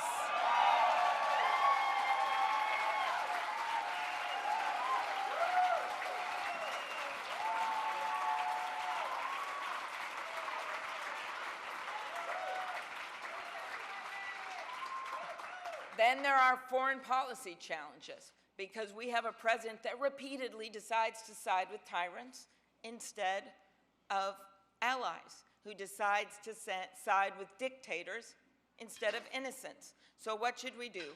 1, we should repair our alliances around the world. 2, we should renew our leadership around the world. 3, renegotiate back into international agreements like the International Climate Change Agreement and the Iranian Nuclear Agreement. And 4, we should respond appropriately to threats around the world. That means not tweeting out at 4 a.m. in your bathrobe issues of international importance. And 5, we should reassert American values. Those are my 5 R's, but they really boil down to 1 R: return to sanity in our foreign policy.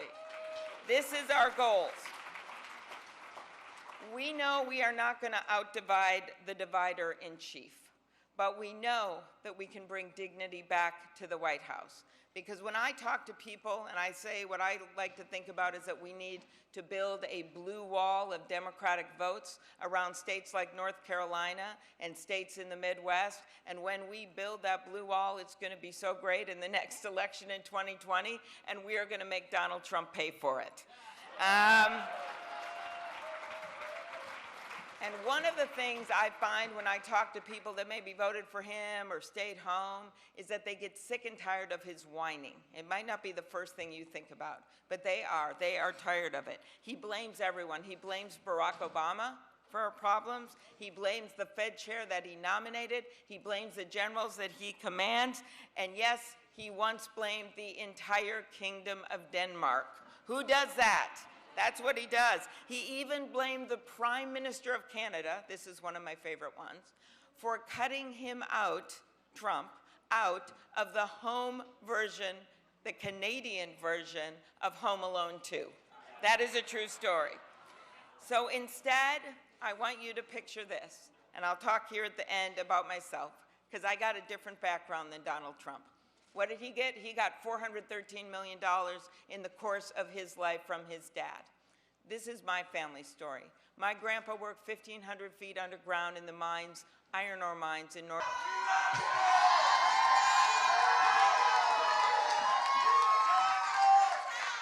I got into this race for really, really good reasons.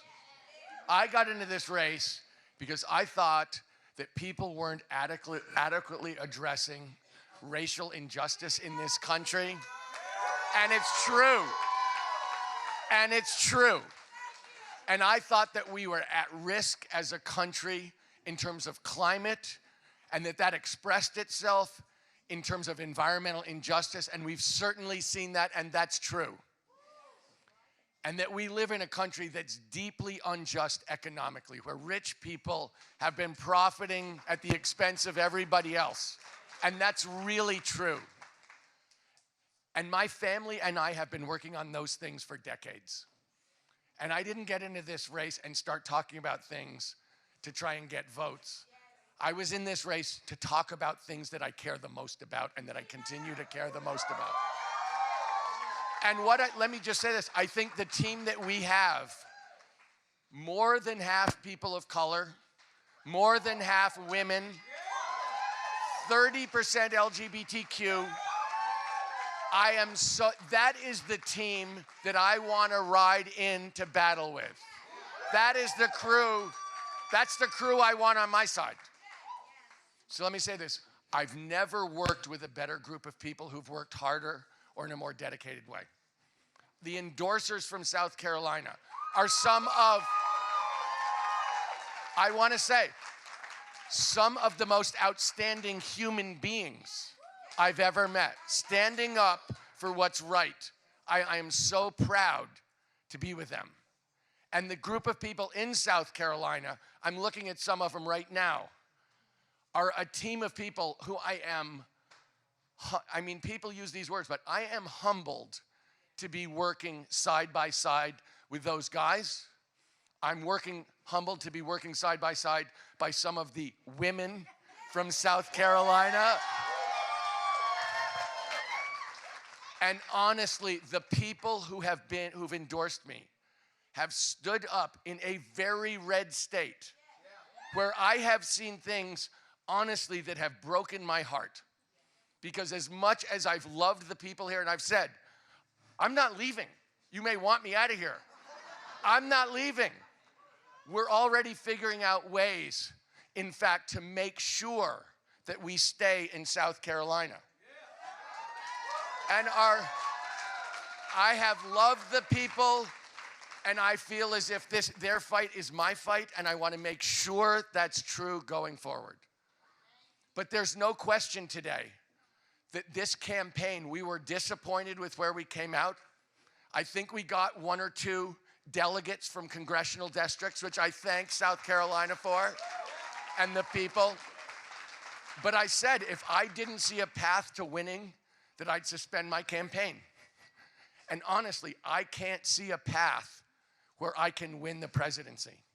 So am I going to continue to work on every single one of these issues? Yes, of course I am, because I've never stopped. That's what I'm here for. And let me say, I kept trying to say this during the campaign, I'm a huge grassroots person. I'm a register engaged turnout person, young people, black people, Latinos, people who are overlooked. Let's make sure their voices are heard, their votes are counted. And I promise I'm going to do that because I've been doing that. And let me say this, I, of course, will be supporting, I've said from the beginning, every Democrat is a million times better than Trump. Trump is a disaster. And let me say this, we're in South Carolina. Lindsey Graham's a disaster. He's a disaster for the people here. So of course I'll be working on that. And let me say one last thing. When the Lord closes a door, He opens a window. I will find that window and crawl through it with you. I promise you that. I love you very much. This has been a great experience. I have zero regrets. Meeting you and the rest of the American people is the highlight of my life. I love you right back. I love you right back. Thank you so much.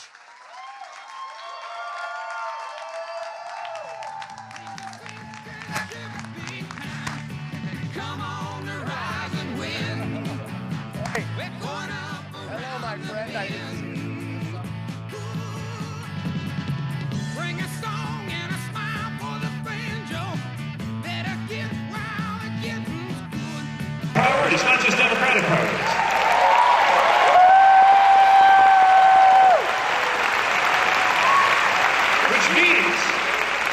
Which means that in the right tone, the process of gathering us together around those priorities could actually be one of unity, not one of division. Because we can unify and energize the American people around those priorities. And that's the difference between my campaign and some of the other approaches that are out there. I think we all share the ideals, and I think we all share the frustration, too, with the way things are working. But there's also an opportunity to gather together and call in to our side those who agree, maybe don't agree 100% of the time, but agree on what we can do different. Those fellow Democrats, those independents, those I like to call future former Republicans that we welcome to our side. That makes the potential of this one. Great question. Got another good one. How would you change mental health? Such an important question. Before I get to the policies, I think the biggest thing we got to change is how we talk about it.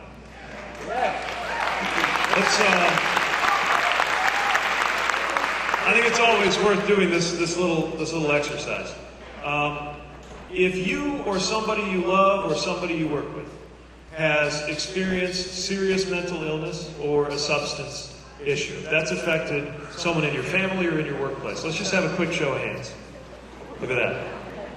So if you ever thought this was a specialty issue affecting a handful of people, or if you ever thought you were alone in being impacted by it, this is everybody. So why don't we talk about it the way we talk about other things? We've got to create a different kind of culture, starting at the top. And this is exactly what a president uniquely can help do. That makes it as okay to talk about dealing with bipolar disorder or addiction as you would having a hip surgery coming up.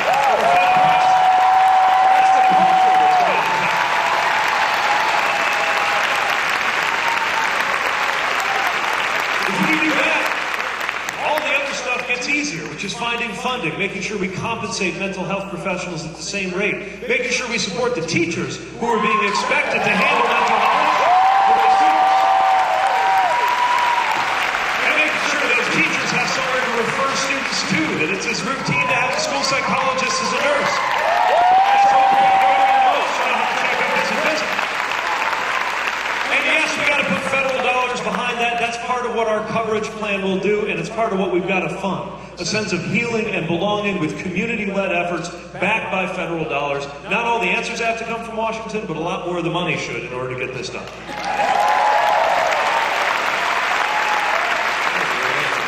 got time for one more. Just one more. All right. Sure it'll be good. I'm a teacher. All right. My coworker had an injury and was concerned about going to the doctor because of the high copay. What is your plan to make healthcare affordable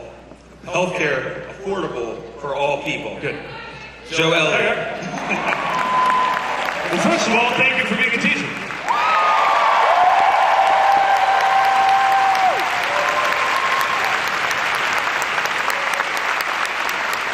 I married a teacher, so I learned a lot about what's at stake. We love you, Chester! And you're right. You know, what you're describing shows why it's not just about making sure everybody has insurance. A lot of people have insurance, but the copays are so high, or the deductibles are so high, that you're still in trouble, and maybe even hesitating to get the care you need. Or you have these yearly caps. So part of what I'm proposing is the out-of-pocket cap on the plan we create. It's going to be monthly.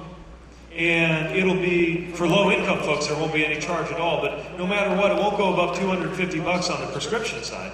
And it's got to be monthly because have you ever been in that situation of having to wait until a certain month to get something done? It doesn't make any sense medically, but that's the situation people are in. This is also why the idea of Medicare for all who want it is to create a better plan with better deductibles and copays, and subsidize it so for low-income people it's free, and no matter how much income you have, the premiums are never more than 8.5% of your income. That way, everybody can afford coverage.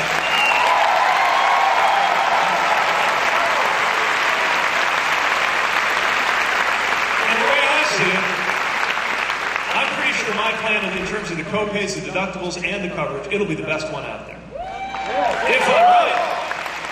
If I'm right, everybody will pick it, and pretty soon it'll be Medicare for all. But if I'm wrong, and some people have plans that really are better, well, I'm going to be really glad we didn't kick them off. So let's put a little humility into the policy. And let people figure it out. One more continue to run the long for me and voice in the Q&A.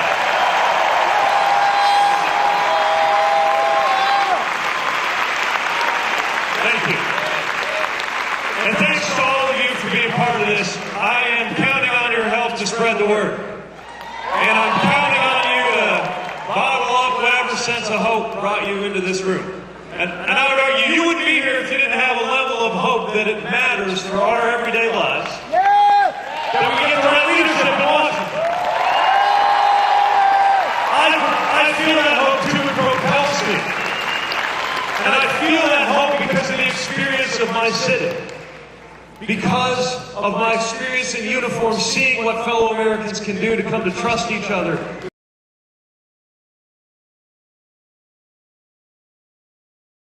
I feel that hope because I'm not that removed from being a teenager in Indiana, wondering if he would ever fit in anywhere. And now I'm standing in front of you, happily married, a veteran, a two-term mayor, seeking your vote for the American presidency. We can deliver on our hopes. So are you ready to spread that to everybody you know? And are you ready to come to this with some joy in the process? And are you ready to make history in this election and bring an end to the Trump era in November?